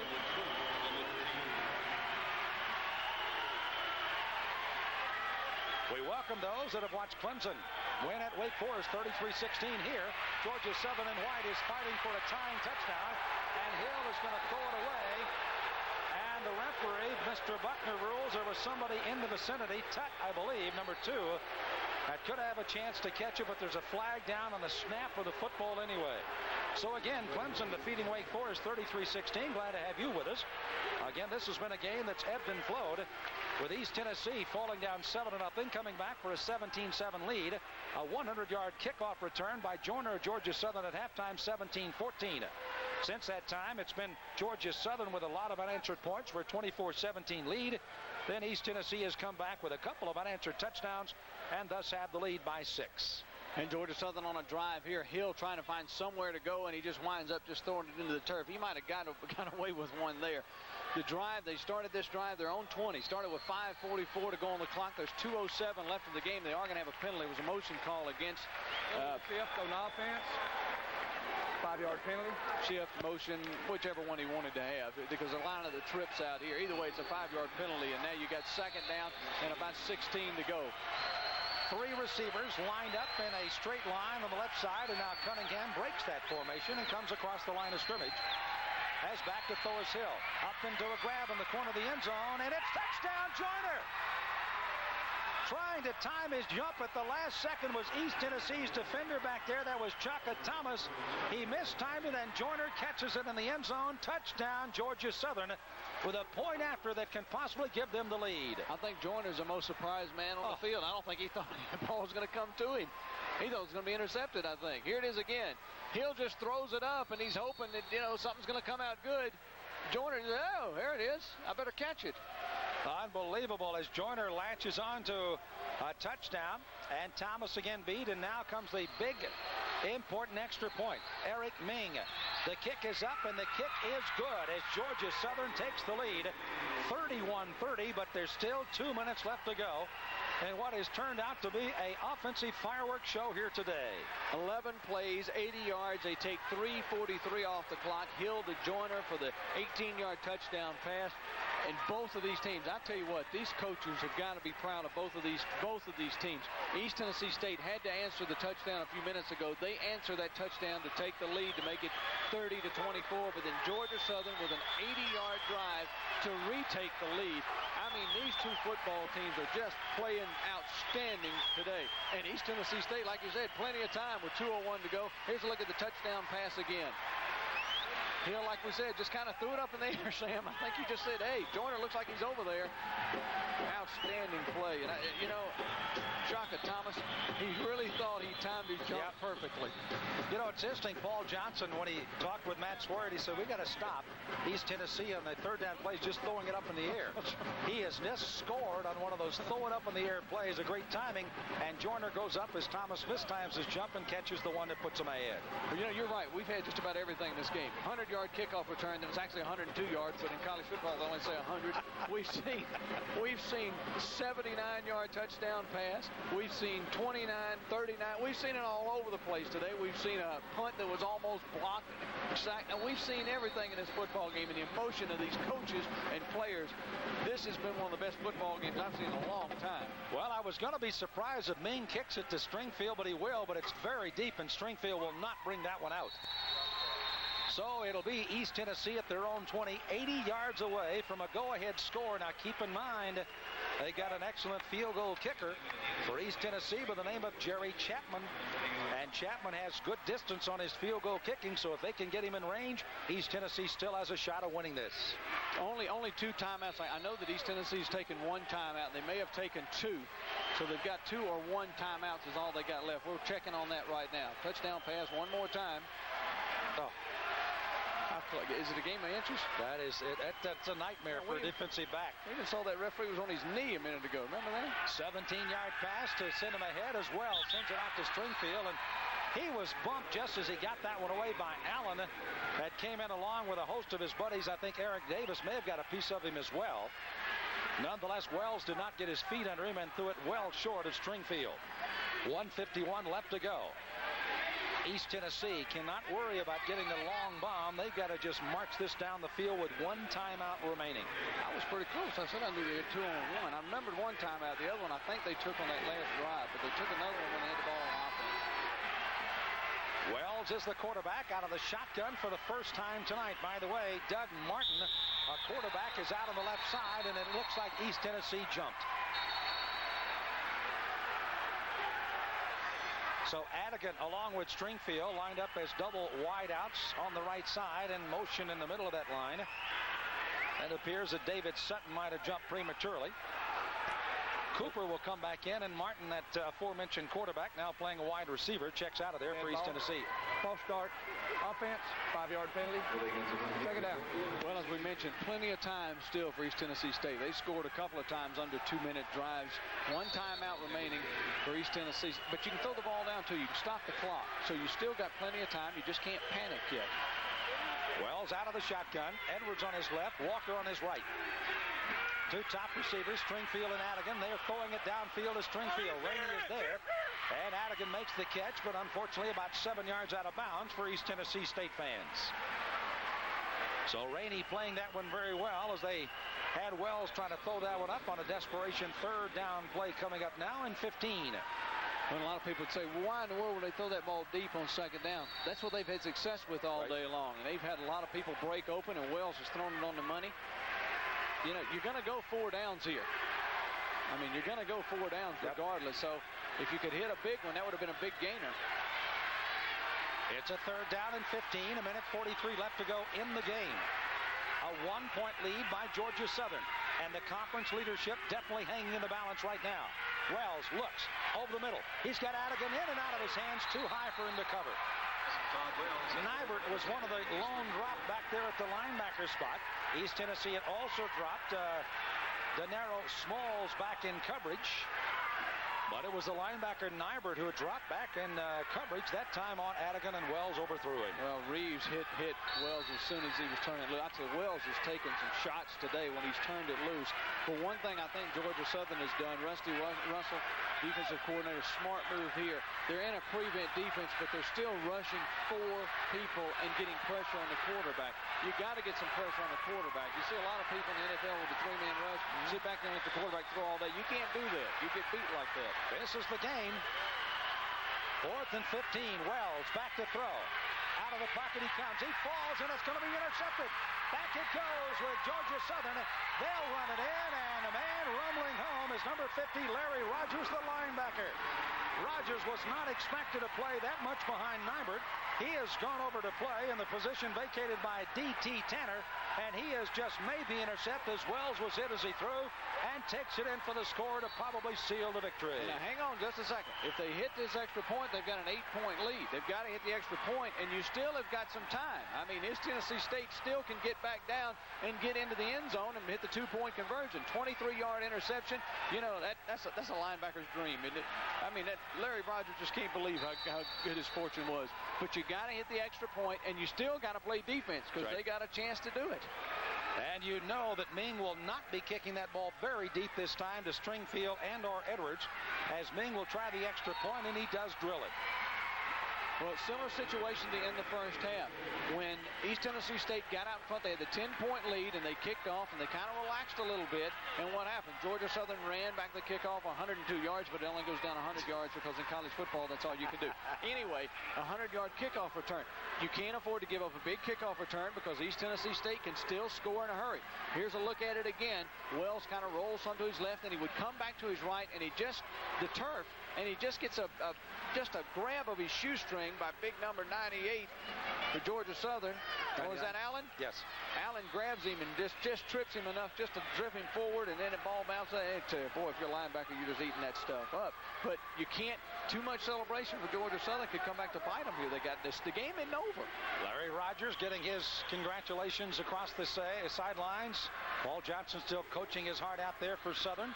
And you can imagine on the near sideline, Paul Hamilton doing the second for East Tennessee. And again, a 8-point lead at 38-30. Ming will kick off here for Georgia Southern. Dangerous back deep people are Stringfield and Edwards. There's Stringfield. And he's kind of motioning to Ming to come on, bring that thing back here. Well, the best thing for Georgia Southern is they can't lose in regulation right now. Yeah. You don't think they can. They can still be tied. You have just got a host of information over there. I'm rocking and rolling. You're rolling today. This is a great game. I'm having a ball. Hey, you know, we had a good one last week with a 3-point game by Chattanooga, and they are going to kick it to Stringfield. Now, he will not let this one be down. Nope. He's bringing it out. Here he comes. Stringfield. Oh, he's caught and dropped down, and he's not going to make very much yardage at all, as Georgia Southern just swarmed all over the top of him, and Chris Wilson out of Macon, Georgia, a senior, was down on the coverage. So it's 1st and 10 to go for East Tennessee. A lot of green left as they've got to take the ball at their own 18-yard line, 1:21, and down by 8 points. Now, do you just throw nickel, dime, quarter, 50-cent defense back there, or do you continue to try to do what's got you to this point? Well, you know, you got to throw it up the field, but you still got enough time to throw the 10, 12-yarders. You don't have to throw it just totally deep, but they've had some success deep. Linebackers well off the line of scrimmage. You see the 4-down lineman will be rushing on Wells. Wells to the near sideline, and that one's batted away. Reaching up and knocking it down was going to be Benji Harris, number 44. Harris knocking it away using all of that 6'3", 233 body of his, and it's now 2nd and 10. Let me tell you what I think a good call is in this situation. You don't see it very often, but you got Adigan and Stringfield who can fly.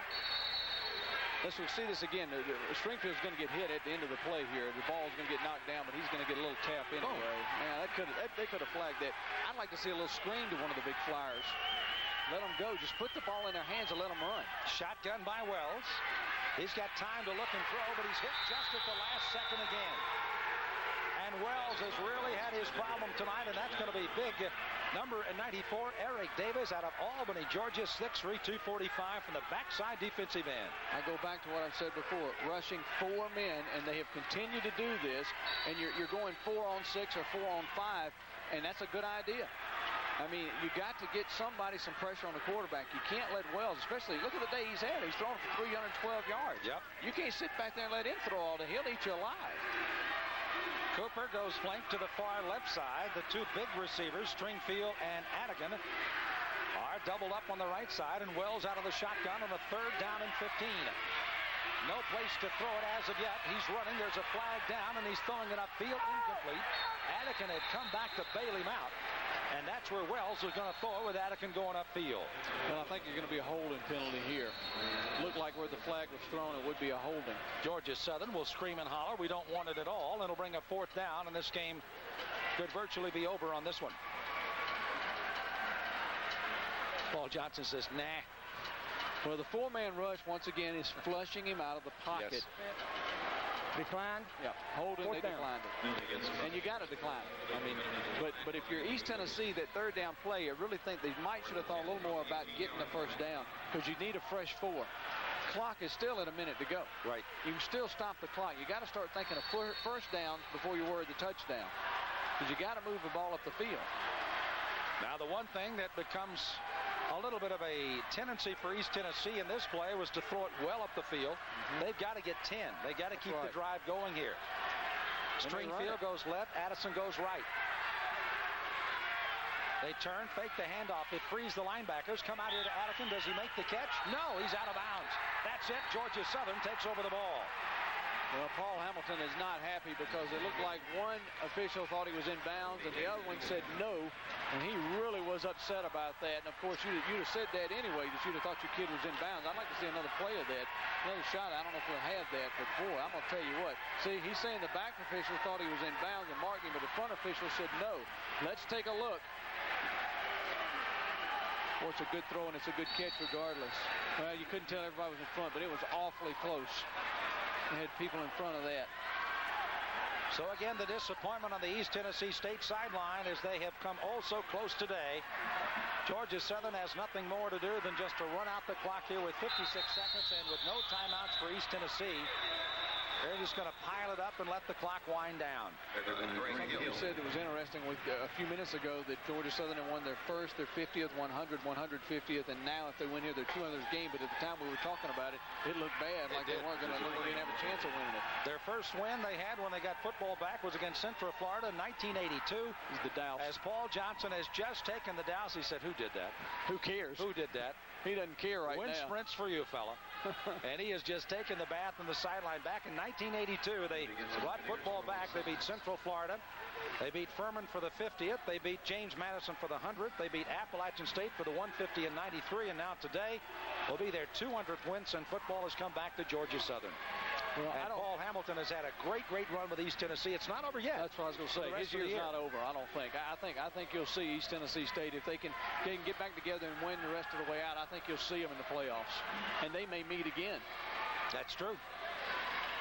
Georgia Southern definitely takes a big step up because with only Furman left at Statesboro in a non-conference game, they will have virtually wrapped up at least a share of the conference title today.